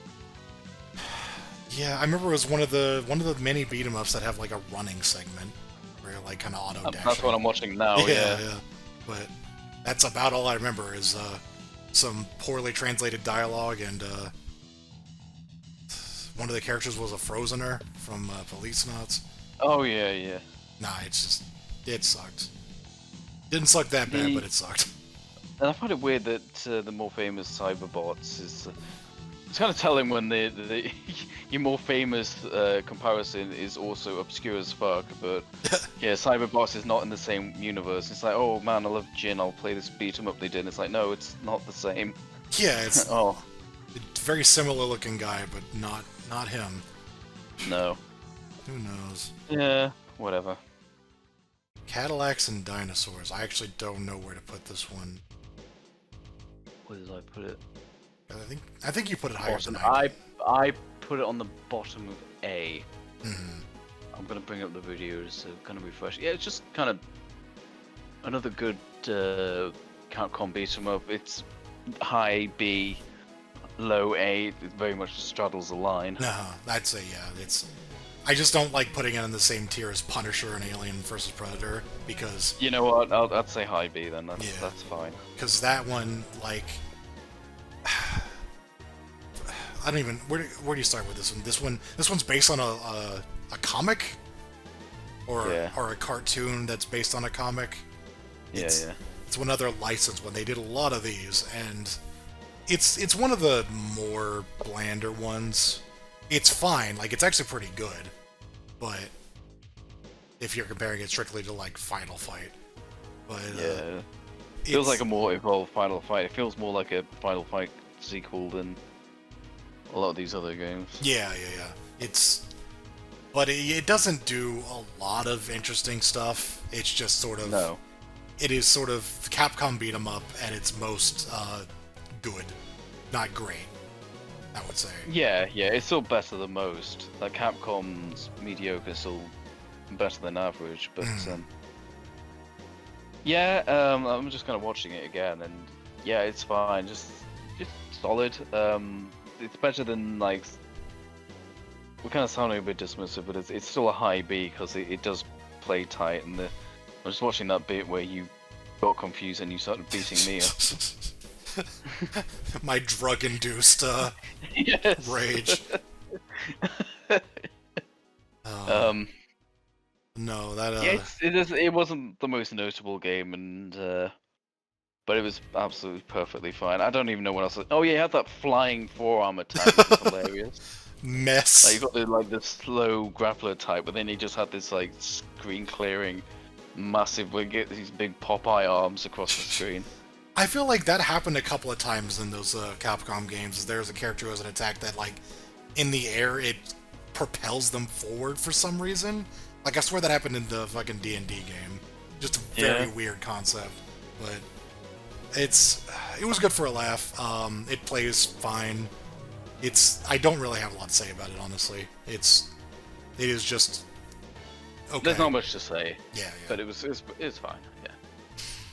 We'll move on then. Yeah, Golden This one Axe. I can talk a bit more about this one. Where do we put Golden Axe? We put it in. It's in C. Top of C. Yeah. Top of C. Okay. Golden Axe is, it's got a legacy. It's very old, but very, very good. But also incredibly short and pretty easy. Like, there's no getting around that. It's one of those the arcade games that I could just tell that like you can kind of tell like how many times that you have to hit the start button to join the game, and that one I remember like maybe doing it once. It's easy and it's very, very short. So much so that as you kept pointing out, the Genesis port of it added like a new stage. Yeah, and it still wasn't much. It was still short, but they had to add more stages to it because it's so quick. That was an age where like you could absolutely just do a one-to-one port of an arcade game to console, and it'd be absolutely acceptable. Nobody would care. But that was so short that even in like 1990 they were like, no, this is too short. We have to add something. It's probably a common criticism of the game, I'd have to say. But which is a shame because the core gameplay is really cool. It's quite different as well. You've got this sort of proximity-based attacks, like if you're close enough you throw them, and you can whack them twice on the head. The magic's pretty fun. You've got the mounts, that's the equivalent of weapons. Yeah. It's just a really neat game, and it's certainly. I mean, this is kind of easy to accomplish when the game is too short, but like, it's nice diversity there. It didn't. No point did it get boring. I'll give it that much. Yeah. And it's like 15 minutes. It's cool level designs. It's like it's obviously a take on like Western fantasy, Conan the Barbarian and things like that. So that's cool. And the levels are fun. I mean, they really like giant animals, fighting giant animals in stages. Oh they do that, like twice. This stage is on the back of a turtle. Anyway. But, like... Oh, it's a giant eagle, what do you know? Wow. It's funny because this is a game that doesn't have, like, a special attack, quote-unquote, the get-off-me move. But it doesn't need one, which is... Not really. They tend not to gang up on you. If you get hit, you're gonna get comboed and get downed. I would say that's a compliment because they designed the AI in a way to not make you, like, miss those sort of things. It doesn't feel, like, unfair at all.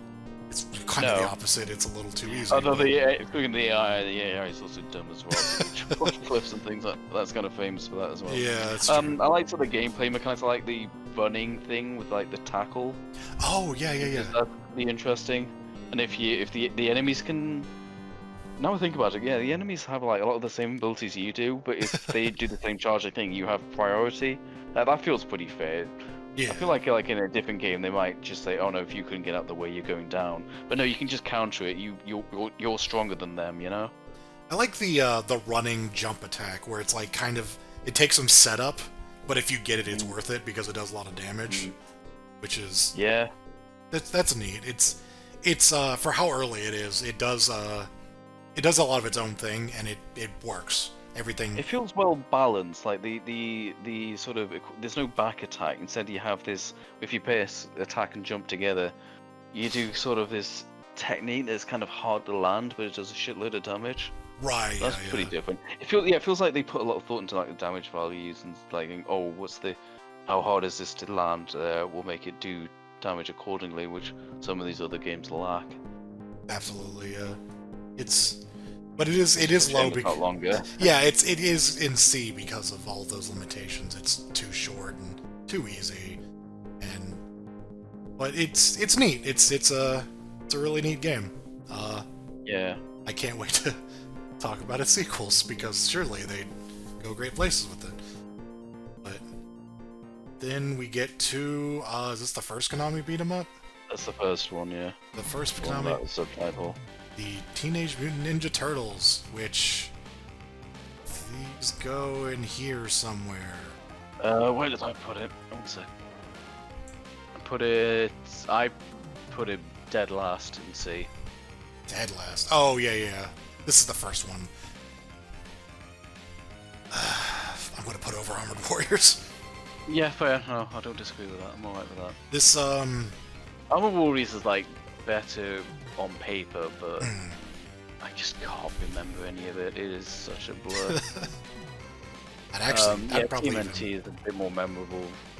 I'd probably argue being over Growl too, because Growl is like funny, but it. I mean, they're very similar. Whatever. Sure, I guess. It doesn't. Don't care. I think the thing that pushes over for me is just that the presentation in this game is really, really good. Like yeah, especially for how old it is. Like Konami did one thing really, really right, and that their presentation is always like top notch. So they have the fucking theme tune playing. Yeah, It's such a novelty to hear. Absolutely, just with the lyrics and everything, it's good. Like that's nice, but this is another thing where me and you kind of agreed. It's like, yeah, neither of us know anything about this series. Like the actual show, like Osmosis, but other than that, I never watched it. Yeah. It's like not just the show, but there's like so many incarnations over the years. But now, I've just never been a fan. And it's not even that I think either of us disliked it. It's just not a thing we watched. We just didn't experience it. It's just not in our wheelhouse. And I mean, it might even be in B if we were like big fans of the show, but yeah. But, yeah, it's just. But then again, we'll get to the Simpsons. So. Yeah. Well, that's kind of our version of it. But like, as you break it down, this game is not much. Like it is so. We should say for like all the Konami games, they are the simplest games out of all of these. Simpler than Double Dragon, simpler than Mutation Nation. Like it is shockingly simple. There's but not. Yeah, they knew that. They knew that. Yeah. There's. Is there even a special attack? I forget. I don't think so. I don't think so. There's like weird kind of alternate jump attacks. Yeah, there's a lot of like, you jump get different attacks. moves, like based on like where you are in the air, and there's 4 characters. Obviously, I couldn't tell if they're any different at all. They have like different neutral special or something. I can't remember. They had some weird differences, but no. At the end of the day, like this. It's a neat game because of all the aesthetic stuff that they did. Like, it looks like the cartoon, and it feels really good. Like, the controls are nice, but it's just you walk up to stuff and mash buttons. It's really kind of bland. There's nothing more to it. It is all spectacle, and yeah, and they leaned on that, and they succeeded with that, which is why it's not like D or something. It's fine. They knew what they were doing, but you're not playing this for death. Oh, you had like a bowling attack. I stand corrected. There's this like weird roll you can do into a kick. I'm watching the video back, but I think we had trouble actually figuring out where it was, though. It's not intuitive, which is strange considering it's not complicated either. But yeah, a lot of the enemies are the same. It's all the Foot Clan. Yeah. God, these two are back to back, and they kind of. Let's just talk about the sequel now. Just kind of bigger and just kind of more impressive. I like the time gimmick that's in the subtitle. You're traveling for different time periods. That's fun, and they get sort of whisked away to different locales that you wouldn't have seen in the first game. Like, it's a gimmick, but it's fun. It's just fun seeing the different settings. Still a lot of fighting the Foot Clan. It's just kind of, it's a good sequel. It's just more. It's bigger and more. And it's also, I should say, when we started this, I didn't even realize there were 2 games. I just, from what I knew from the outside, I just knew it was like the Konami beat 'em up. I didn't realize there were 2 of them. So when I saw the game with like the fire in the corridor and whatever's in Turtles in Time, I thought that was the same game, but no. And they look at them back to back, it's pretty obvious, but I didn't know that. No, it's Turtles in Time is just a bit of there was a graphical improvement as well. Yeah, it feels like mostly it's just a graphical update because the levels are interesting because of the time gimmick, but it's more or less the same game, I would say. Pretty much. They didn't do basically anything to innovate on it, I don't think. No. I think there was the Bomb Pizza was that game, I think. I can't remember. Yeah, sure. I didn't like the way that Run is on, like, holding a direction. Like, you have to walk in a direction for a certain amount of time, and then that was weird. It automatically turns to a run, and that's how you get, like, half of your moves. Like, that, I kind of dislike that. It's funny because this is, I think, maybe one of the most, like, kind of well-known beat-em-ups, especially in the West. Like, it is so popular, and I know so many people who quote it, like, all the time, and just love this game. And then playing it for this, I was like, I'm kind of disappointed. It wasn't really that interesting. It's all spectacle, and it's all for the sake of... It's fan service. At the end of the day, I think it's very fan service. The nicest thing I'd say about the gameplay is it's at least responsive and it controls fine, but yeah. Yeah, it never at any point did I feel like it felt like weird. Like there's some move inputs that are strange, but in terms of just running up and beating dudes up, like that feels good. Like so it does the most important thing correctly, and that I can understand why people like it, but. It's not for us, I'd say. It's not, without the nostalgia for the license or the game itself. It's just, I can see why people like it, but it ain't for me. It's again, this is our list, so yeah. All right. Battle Circuit. I think we are diverged on this one a little bit as well. It's either like high B, low C, or low A. I put it in A. Okay, we both put an A? Okay, good. I think we both put an A. Yeah, no, it's a good game. Yeah. I think you put it higher or lower than I did, but it's. No, it's real good. Yeah, it's really good. It's strange. It's another game that feels like it's based on a license because of how like cartoony it is, but it has a lot of Capcom's just staple, just really good beat 'em up design. Like everything feels really nice. You've got all these different moves. The character designs are really colorful and fun.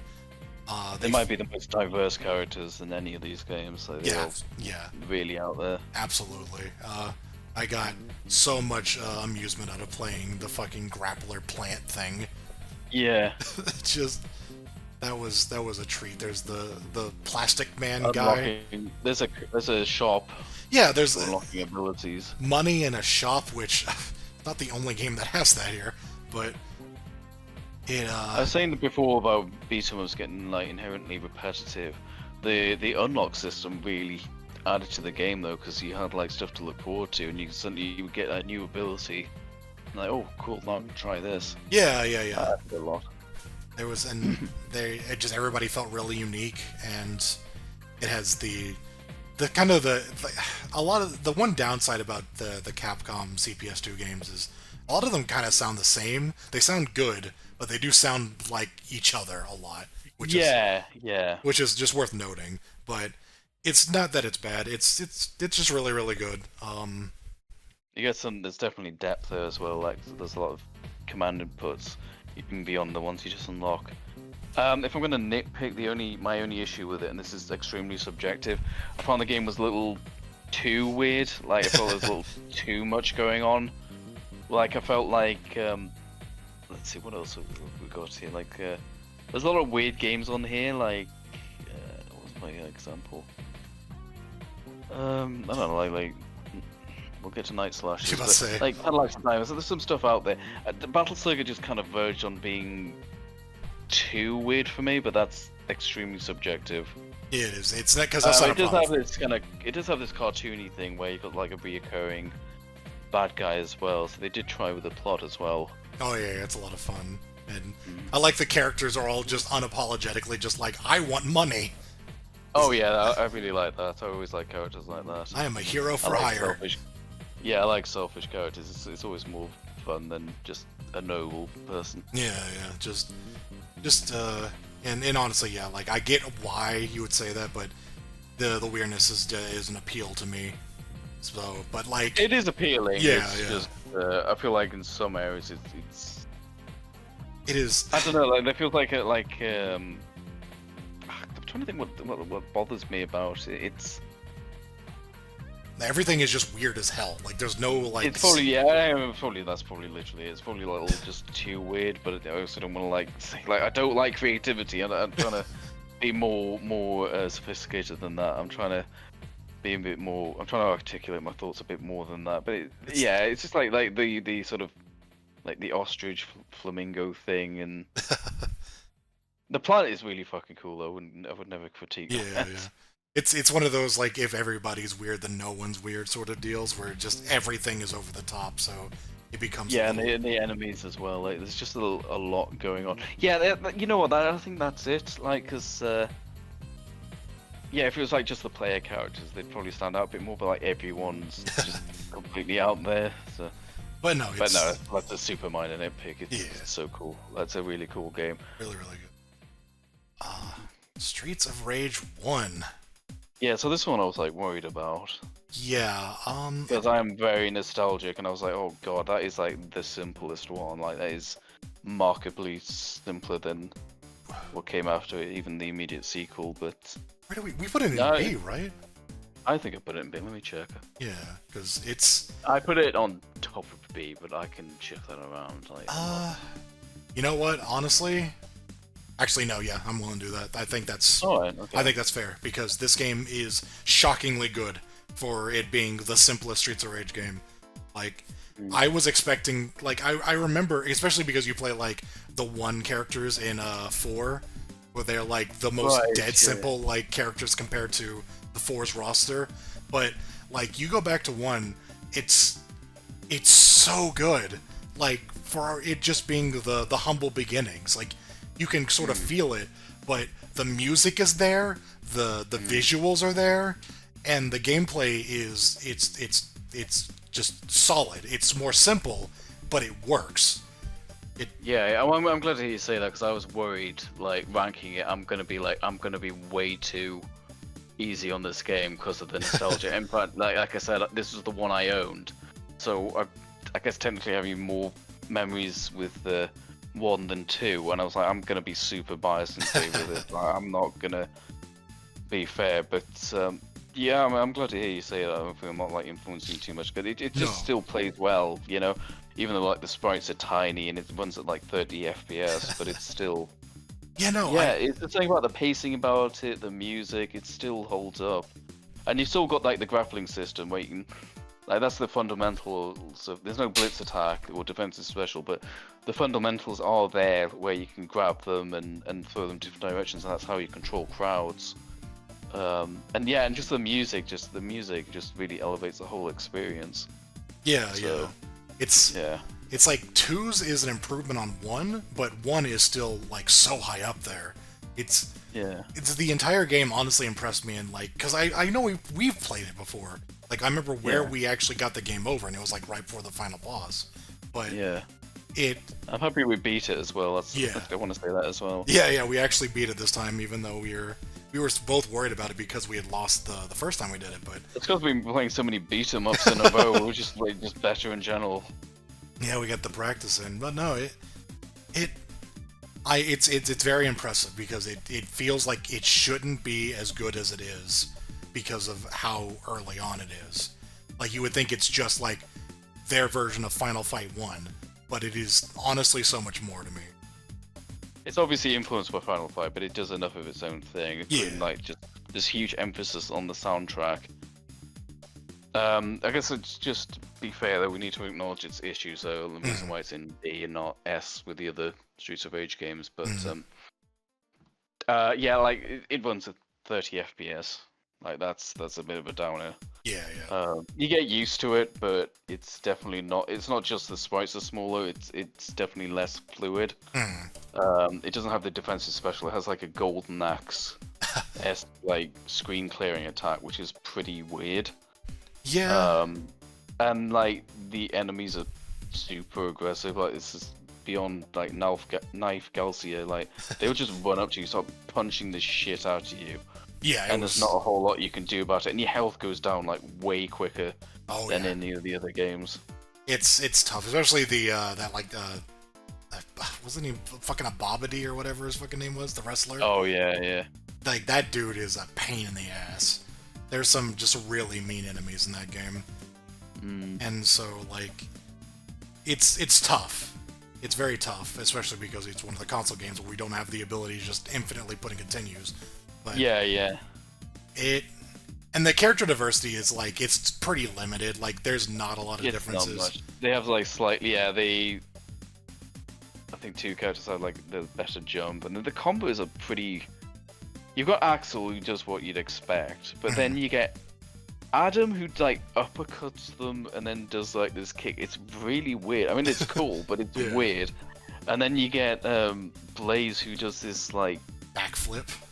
She does like a toe kick into a backflip, which is also just weird. But yeah, that's the only thing that differentiates them.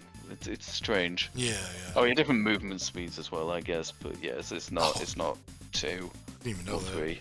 No, it's it's definitely a couple of tiers down from its sequels, but it is way better than it has any right to be. Honestly, it's actually pretty good. I was surprised how well it held up. It's just I think it's the level design as well. Like what I said before about them, just they'll mix and match different enemies. There's like on the ship level, you just get a lot of. At one point, I think it was like just a load of Galcias or like the martial artists. Oh yeah. Like they know how to. Like, they're very it feels very handcrafted where they put the enemies, and then a lot of like level hazards, which we keep saying is not in 2.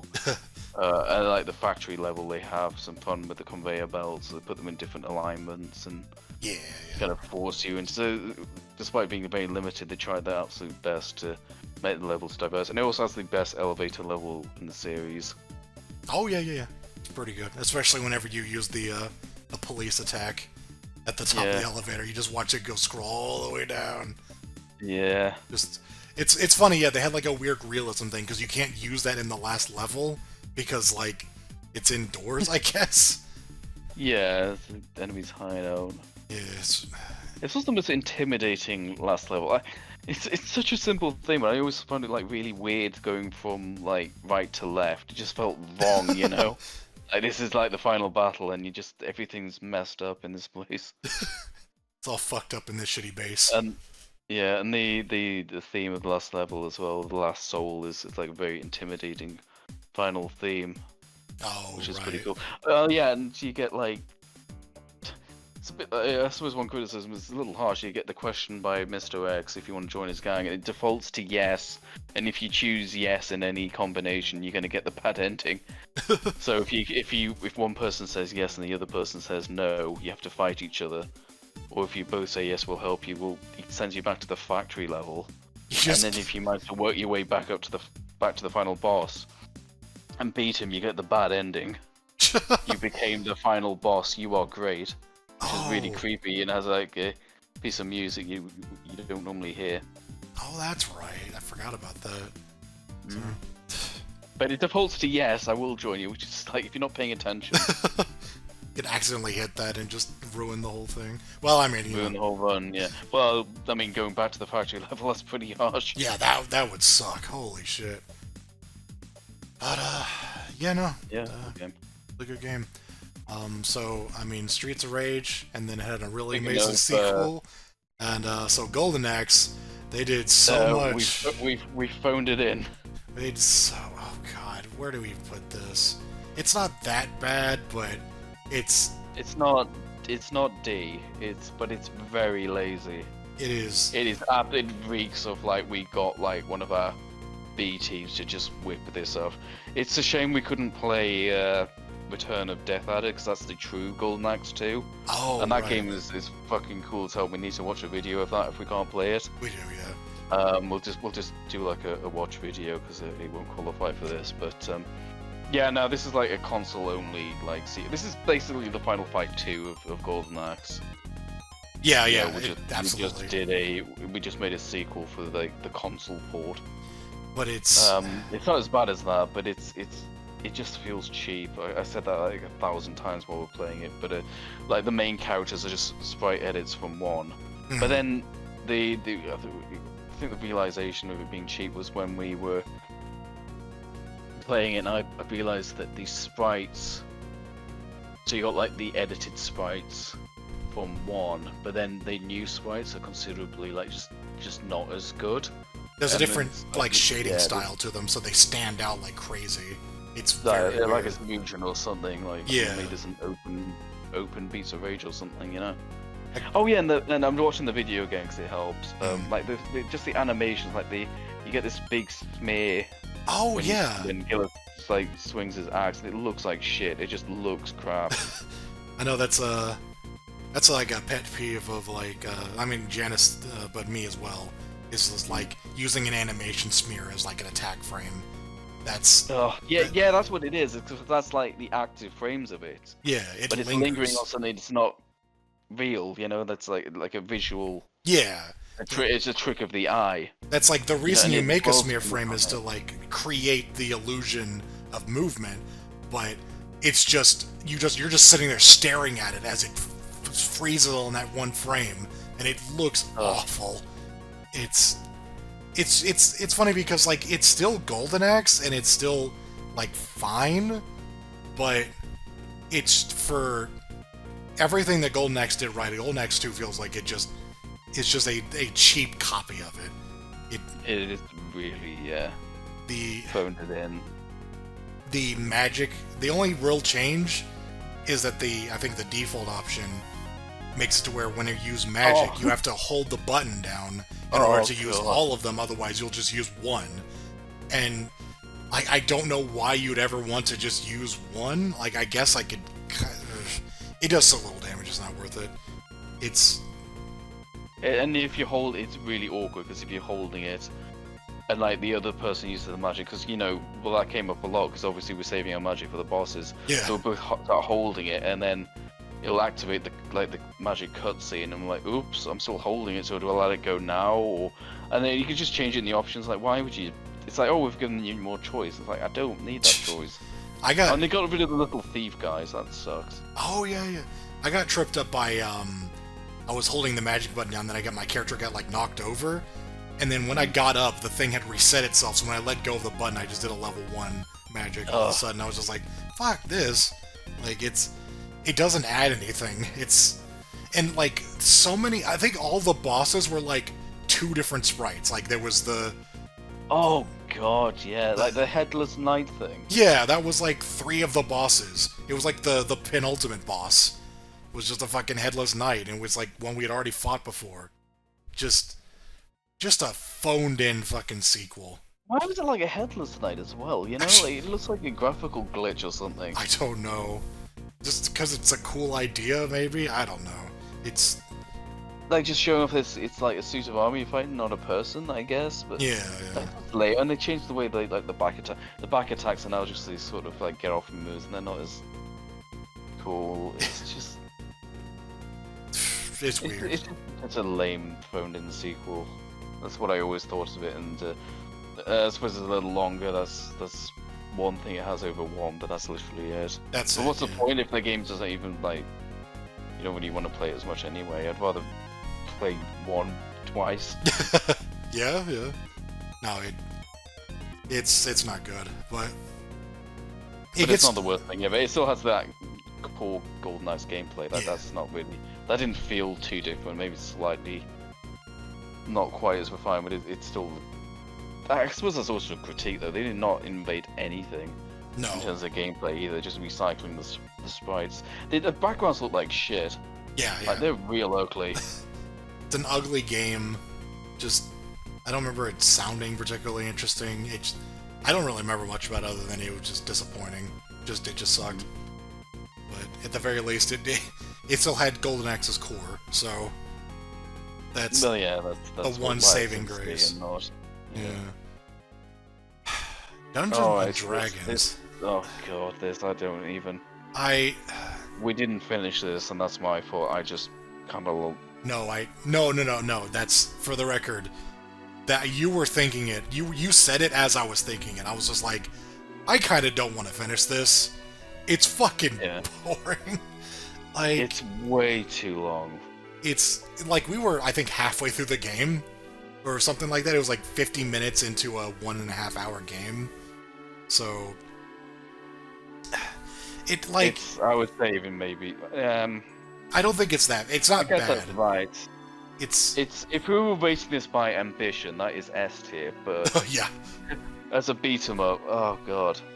Like especially as one with infinite credits, where like the challenge didn't really matter that much. Where you kind of just had the ability just to cast all your spells and then die.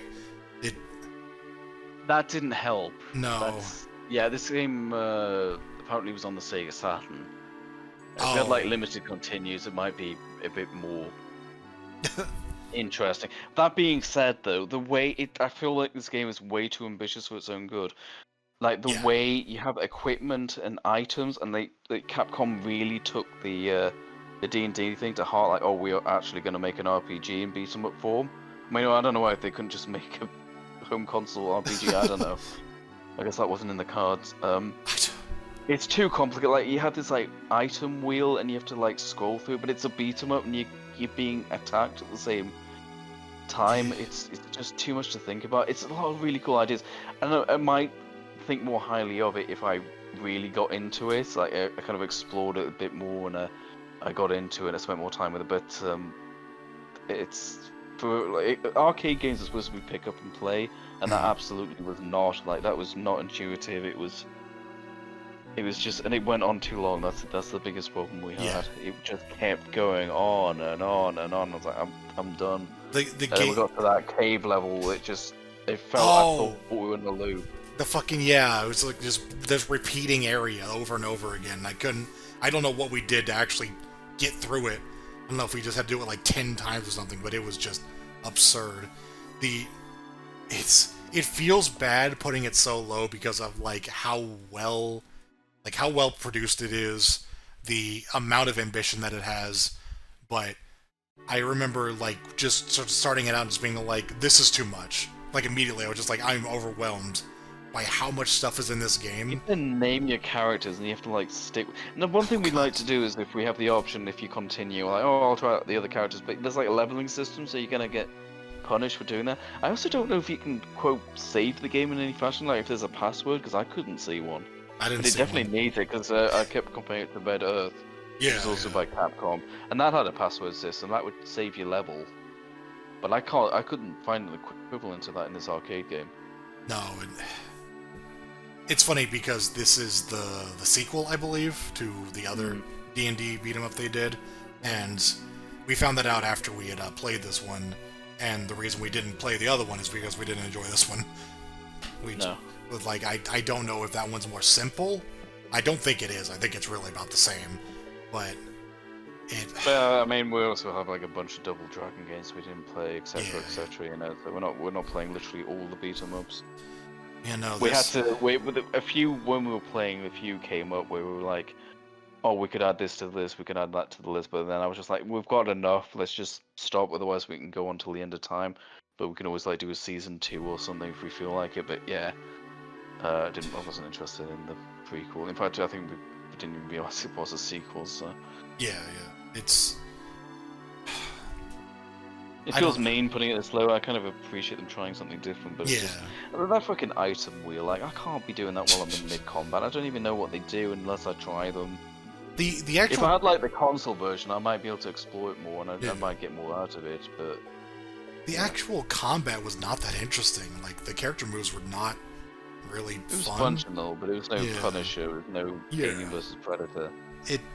It was lacking in all the things that make beat 'em ups like really worth sinking your teeth into, and it had a bunch of things that we didn't need. Like neither of us enjoyed any of the really weird, ambitious stuff that it did. It was just kind of like, oh, I have to name my character every time I change them. And yeah, it's... I would definitely prefer it more if it was a console game, but it wasn't. Yeah. It feels like a predecessor to Dragon's Crown in that regard, but just no, it. And also in the game's defense, like it does not hold up to infinite credits, like even more so than a lot of these games, because you can just. I mean, you get like I think you get like new magic every time you lose a life, so you just can spam that. Yep. Yeah. And there's not really any reason not to. And then we started relying that more and more because we're clearly losing our patience with the game. In fact, I noticed that with all the games, any game we played where we were losing our patience, we would just start like becoming more suicidal with our attacks and just spamming the damaging like defensive specials. Like I don't care, I'll just put in more credits. I just want this to end, and that was definitely an example. Yeah, absolutely. It was so complicated. Yeah. The way the magic worked was also annoying because the like most useful attack that the mage character had like didn't work if the opponent's feet was not touching the ground. It was like these big fiery explosions, but if they were like slightly hovering over the floor, then they were not getting hit by it. Just weird shit like that. Yeah. Just like, I know someone playing an arcade game's not gonna know that. Yeah.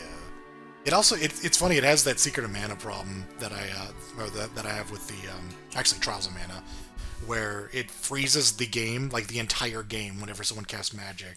So like that just kind of gets annoying after a while, where you're just like constantly pausing. Especially the game. with a second player. Yeah, absolutely. Yeah. Like I'll be doing something and suddenly it stops. I was like, no. Yeah, just it's just nah. I want to like that game, but I don't, honestly. It's one of the few. I mean, I think it's the only one we chose not to finish. Yeah, I think it is. Everything else we either got a game over or had issues, but... Yeah. I mean, I did sort of run out of time personally as well, but I didn't realise it would be that damn long. Right, yeah. Nah, it just wasn't very good. This game. This is the worst of the worst. This is the worst of the ones we played. Which is funny because this had the same exact thing as Mutation Nation, where as we were playing it, as we were starting off, we were like, this seems fine, this is okay, and then by the end of it, we were just like, this sucks. And this one's kind of weird in that it plays more like a typical beat 'em up, and there's not really a lot of problems with the. It's a very straightforward world. It is just your Final Fight style, you versus punks in a city. There's no Mutation Nation even at least had that going for it. Yeah, it's very standard all the way through. I would say that the thing that ruined this game for me is that there was one really fucking annoying enemy, and they're like half the enemies you fight. Yeah. That, I think, honestly, like, kind of ruined the whole thing. Like, it would have otherwise been just very, like, mid-C tier, but you just had this fucking dude who just charged across the screen. He does this, like, sumo slap thing. Yeah. Duffy, yeah, that's it. This big dude who just kind of sumo slapped you, and he, like, travels across the screen as he's doing it. And it overpowers any of your shit, so, like, if he starts attacking, you can't really interrupt it. And it doesn't have a lead in, like, it's not like, it isn't telegraphic, or barely telegraphs, not enough to actually react. Whenever he's doing it on screen and not, like, off the side, where he just suddenly comes in just fucking slapping you.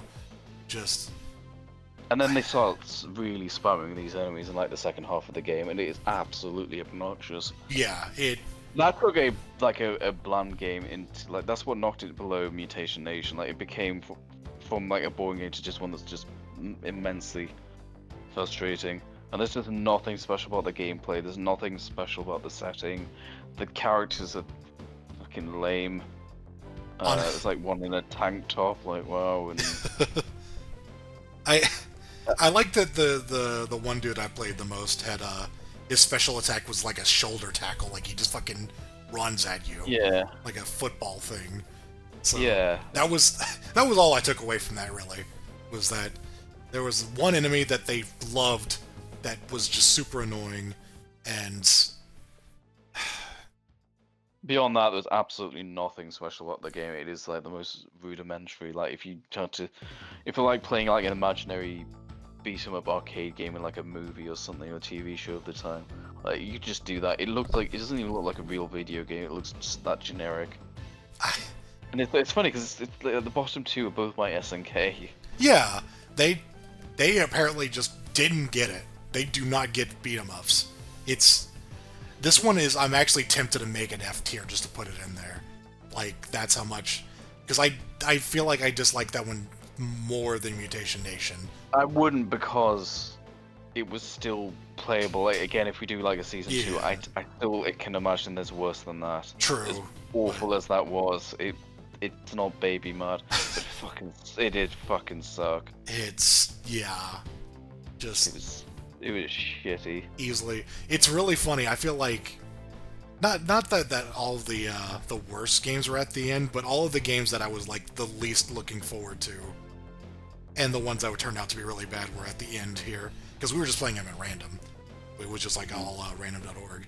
But we got. I thought randomization would be the best way, because otherwise, I mean, we kind of got this anyway. But I was worried that we'd play all our favorites first and end up with the shitty ones, which is kind of how it worked out. But I also thought it'd be fairer for the games as well, you know? Yeah. No, I'm watching like the gameplay again, and there's 4 Duffys on screen. Like, it's just that game fucking sucked. Oh man.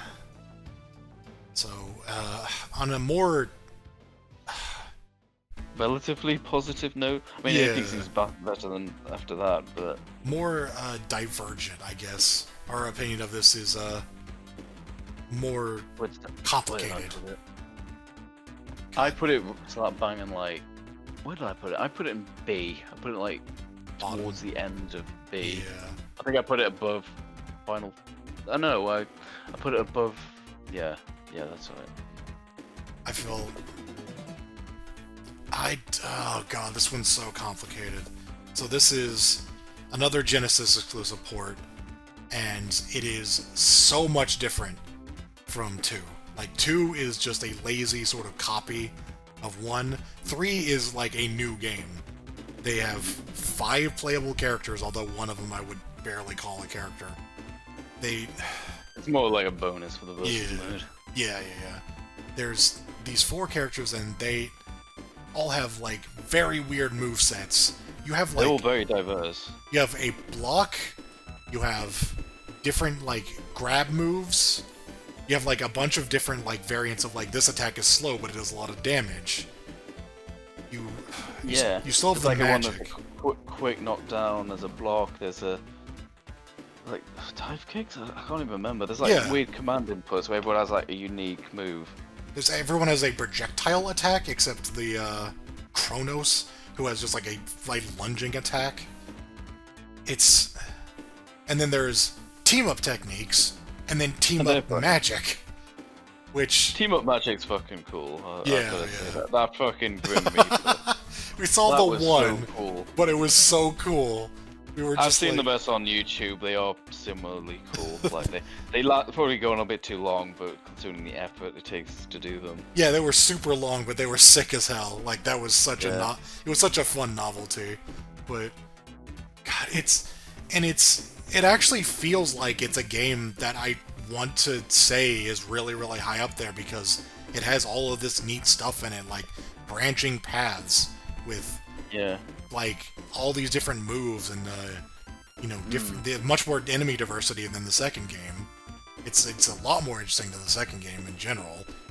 Yeah. And you've got character variety like up the wazoo, but it's kind of stiff. Like it kind of. I found the enemies were kind of unfair. I found the enemy AI was kind of merciless. Like they kept doing like the jumping things, so it was just very awkward to hit. That's right. Yeah, they kept like purposely jumping every time you approached them and attacked.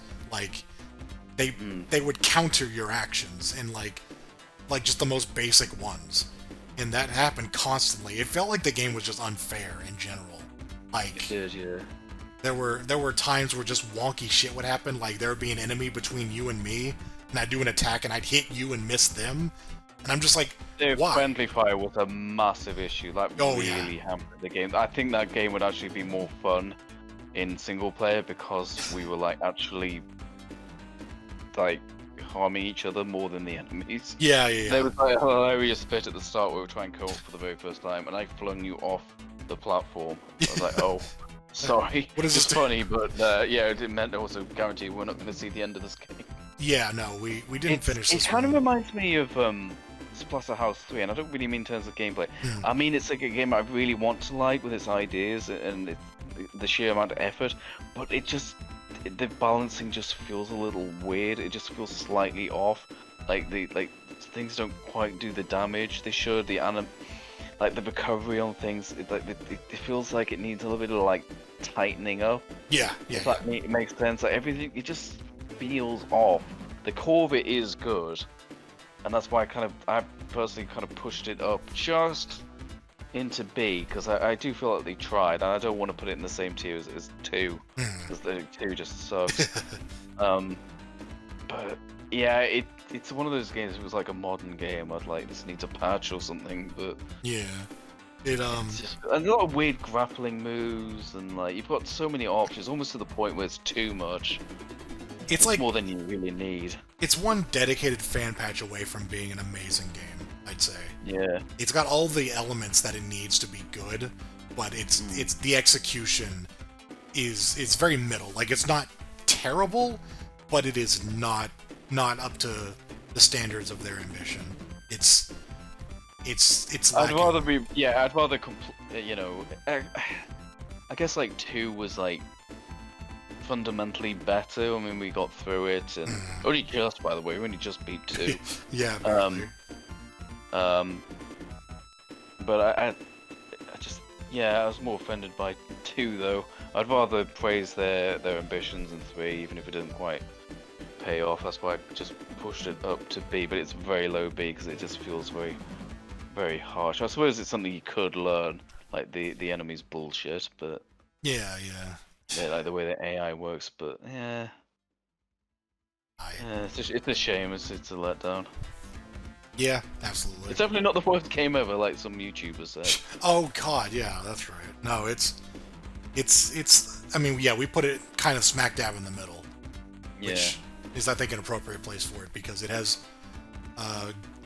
nice highs but bad lows.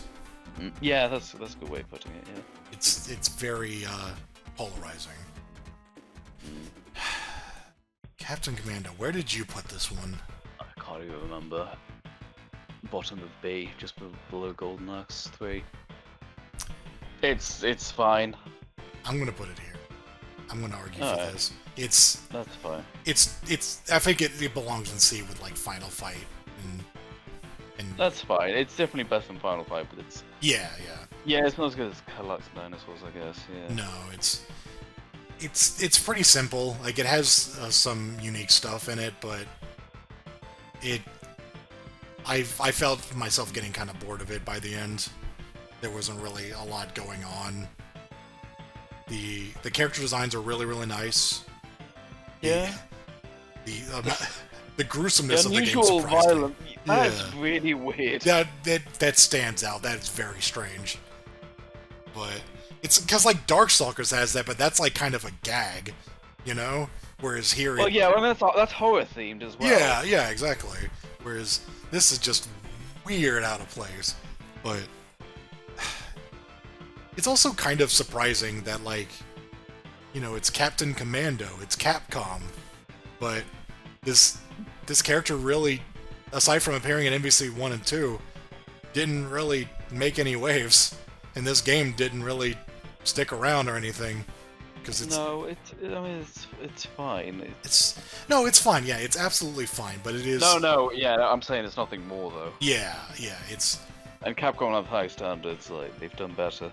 Yeah, I would say it's one of those games like it's disappointing to me, but not because it's bad, but because it's not that substantial compared to basically all their other beat 'em up stuff, especially their arcade stuff. Like it is very middle of the road. It is the most middle of the road Capcom beat 'em. Yeah, it feels like an evolution of. I said this before about Cadillacs and Dinosaurs, but it's very much feels like it's cut from the same cloth as Final Fight before they really started getting more diverse with like licenses and stuff like that. You know, like getting experimental with the gameplay features. You know, like the core gameplay. You could put a Captain Commando character or Cadillacs and Dinosaurs character in Final Fight, and the gameplay wouldn't be like that radically different. It'd still feel pretty the same, but you couldn't put Predator in Final Fight with his fucking like crazy double jump, but not double jump, like crazy forward leaps. Oh yeah, shit. Yeah. So it's fine. It's like a better Final Fight. Yeah. Sometimes I wonder if Cadillacs and Dinosaurs is a bit too high, but we'll leave it there. No, I think Cadillacs and Dinosaurs yeah, it had a bit more going on. Yeah, it was a bit more energetic, and because Captain Commando was kind of sluggish. It was like you had to run, you had the ability to run, but it didn't make the game feel any smoother. Yeah, it's fine. Yeah, it's just whatever. Simpsons. The Simpsons is. This one's kind of weird because this is essentially. It's TMNT, but for a different franchise. But yeah, it's one that we have a lot more fondness for, so we liked it a lot more. And, yeah. Where did I put it in C. You put it in C? Okay. I just kind of did this like not randomly, but I was just kind of B. I feel like the gameplay was too simple for B, but that's just me. Yeah. I feel like to go to B, you can't really be that simple. I get what you mean. It was very charming, and I did have fun with it. I know what you mean, and at the end of the day, fun is what matters. But I feel like if you're going to get to B, you gotta have just a wee bit more going on with your core gameplay. But high C, yeah, sure. This is very much. It definitely made up for it with the charm. C is very much a place for games like this, where regardless of its presentation, it is just straightforward. You walk at enemies and you mash buttons, and that's all you do. But it is.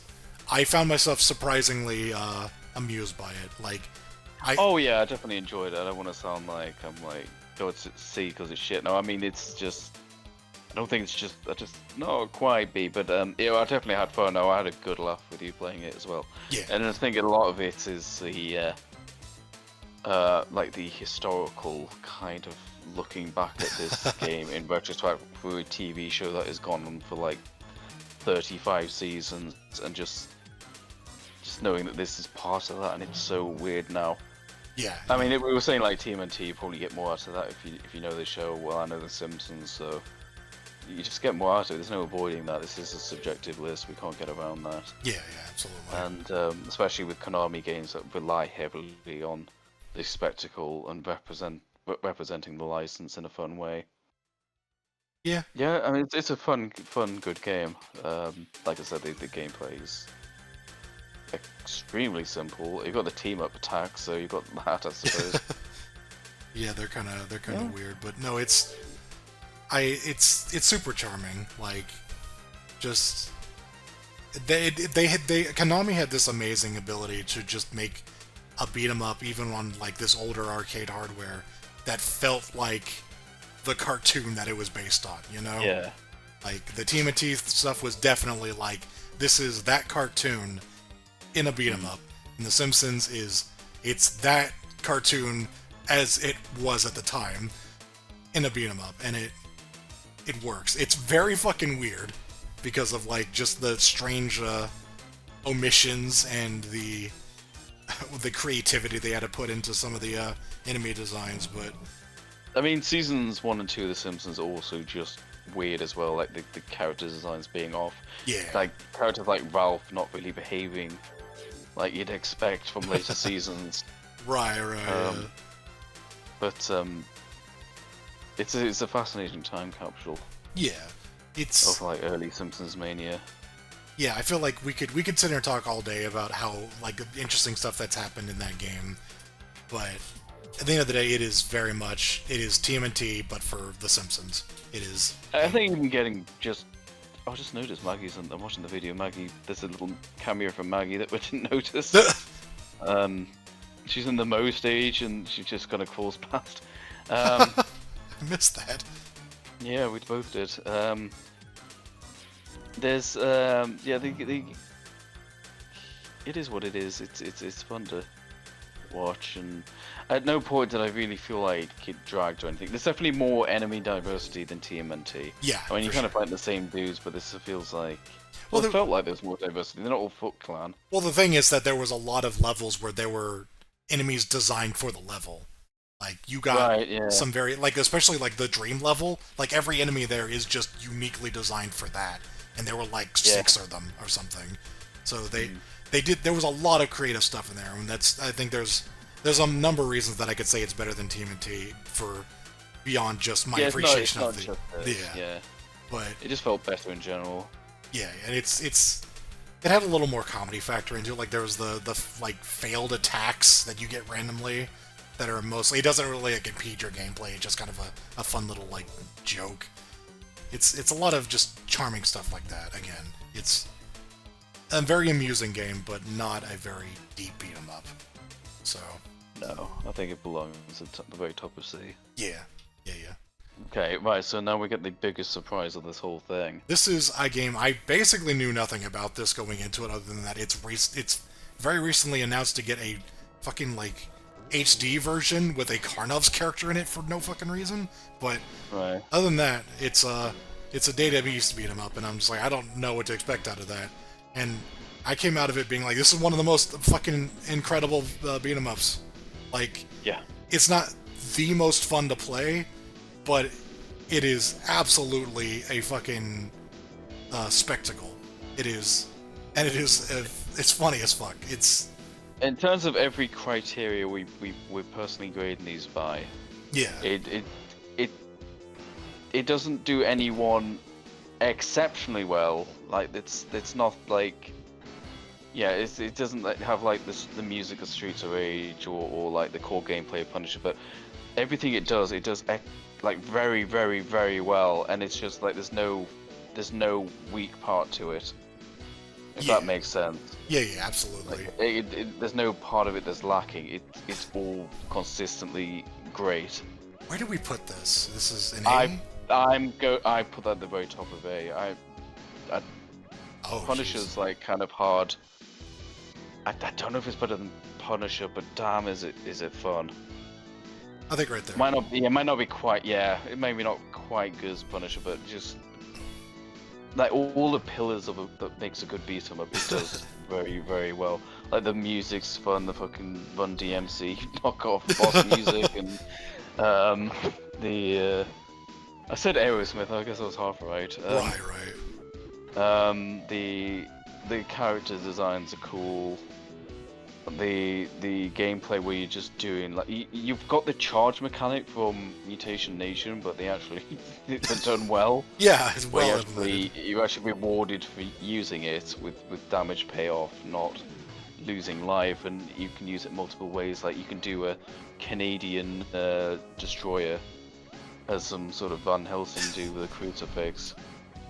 Like holy shit! That was the biggest surprise. I knew more about it than you did.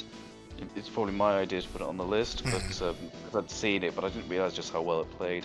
And I think I was missing a lot. I think the gameplay videos I've seen of it weren't even like doing everything correctly. Like I didn't really see the charge. I didn't know you could do like all these like Irish whips and shit. Oh yeah. There's a surprisingly diverse move list for the 3 characters, and you've got all these mechanics. Like you can charge, then you can like overcharge.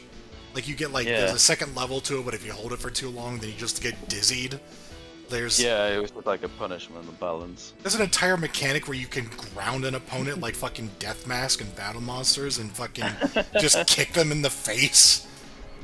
It's and all this is like all these moves like amplified, but the fact that you're doing it on like traditional monsters. Yeah. It's one thing to have like a DDT and a move, but to be able to do it to Dracula, that just makes it like 10 times funnier.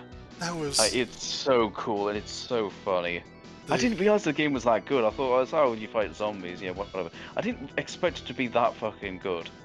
I had no idea. That was the sleeper hit of this whole thing. It has I was just like, oh yeah, let's just get this over with. I'm not too bothered about this. That was like the last session, and it was one of the ones where we just kind of we didn't have any expectations for, but damn.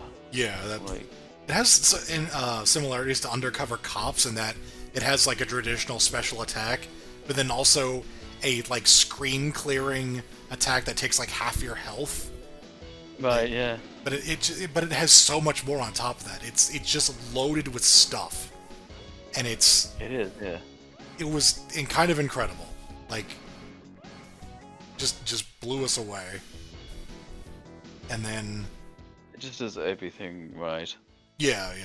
Well, it wasn't the best of the best, but it's just everything it tried to do. Yeah, and just the horror aesthetic as well. My only regret is we couldn't get the red blood on. Oh. We had like this weird green blood, always better than the white blood you get in most like Neo Geo games that are censored. But yeah, no, just the silly like bonus games as well, where you like kicking their heads off like rock and roll, and like throwing them like for bowling. Oh Jesus! Weird. Just a thoroughly entertaining game from start to finish. Yeah. That remake doesn't look very good. I'm gonna say. Yeah, I don't remember it looking too great. Well, let's hope. Okay, so we'll get to the final game, which is kind of a nothing particularly exceptional. Yeah, I don't even. I put it in like mid-C. Yeah. I think I put it where have I put it? Okay, this has gotten a bit divergent from my little image, but sure. Yeah, my little image is looking a little bit different now, so it's kind of hard for me to keep track of it. I don't disagree with that. That's right in the middle of C. It's fine. Maybe even slightly lower. I don't know. But it's fine. Yeah, X-Men is another Konami game. It's really your mileage depends on just how much you give a shit about the license, I suppose. Yeah. It's a kind of a nowadays it's kind of a big meme with the broken dialogue. Yeah.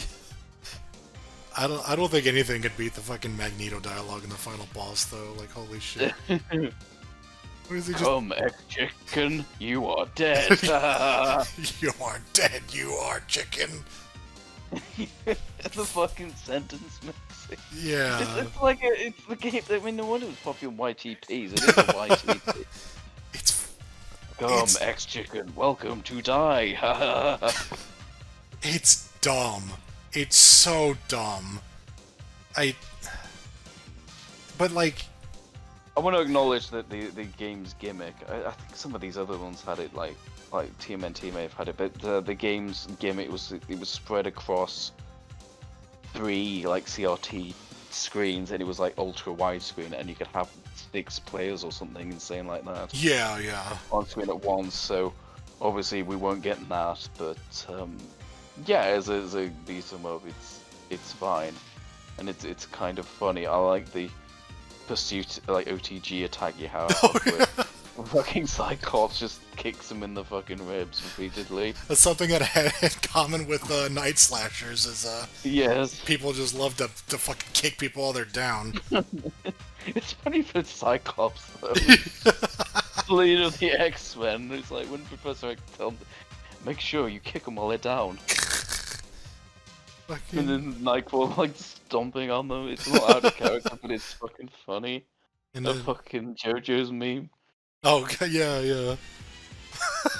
And then like Professor X's like weird voice, where obviously he just found some guy who probably lived in Japan who's like, well, some Japanese guy is like, oh, I can speak English.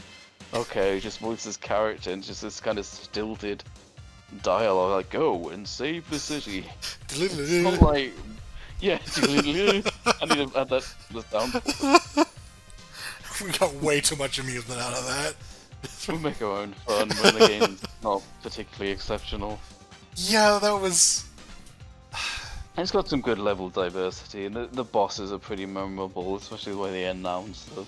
Yeah. Wendigo! God. Nothing moves that nut! Nut! Oh, that game was dumb. What did you mistakenly like Pyro will tear you to toast? Oh yeah! That was like... What did he actually say? Tear toast. Turn you to toast. Oh yeah. I just tear you to toast. It's like, that's that kind of works, I guess. Maybe. I really blame you, the audio's kind of fucked up. Yeah, yeah. But it's funny, it's based on a cartoon that didn't even get picked up. Well, kind of, I guess it's based on the cartoon. Yeah, yeah. There's a character that neither of us have ever fucking heard of before. As one of the players. No. That was the game also where the sound design was really weird, where the voice lines were like twice as loud as the rest of the game. So like... Yeah, well, they want you to hear them. You have to actually keep the game quiet, and then suddenly, just as soon as someone starts talking, just... X-Chicken! Welcome to die! It's just like, alright, buddy. Fucking Nimrod was just... Oh like, my shut god. Up. Oh yeah! Shut up. I mean, one thing we haven't really acknowledged in this video is that, like, arcade games are very conscious of the sound design. They are made to be heard, you know? Yeah. And sometimes you hear certain things over other things. Yeah. So it is by design, but it is kind of funny, and it was kind of a good reminder of that, especially this game. Like, we've recorded these voice lines, you're gonna hear them if you like it or not. It stood out so much, the way that, like, the lines are just so much louder than the game. Just crazy. Just very funny game, but... It is funny. In terms of being memed into the ground, but it's still funny. It's still funny even after Deadpool referenced it in MBC3. It's still a funny line. The actual like gameplay was just it's what you'd expect from Konami beat 'em ups, really. Yeah. It had a little more than the Simpsons and TMNT, but only that you had an OTG. Yeah. And this like the special attack, which you had like X amount of whenever you start. That's where you get most of your character diversity from, because they're different. Yeah, characters are basically the same otherwise. Yeah, that's it. That's the beat 'em up, the beat 'em up quest, as I called it. Those are the best ones. These are the. This is the lore. These opinions are lore. Yeah. If you play Burning Fight, you're a D tier game player. Yeah. You were a game-playing baby, and I hate you. But, You're going baby mad tier. As a person. Yeah, we don't have a baby mad tier here, but you go in there. If we did have one, you'd be right in there. Baby mad jail. Right. We'll have to come up with another one of these. Yeah, this was a lot of fun. Yeah.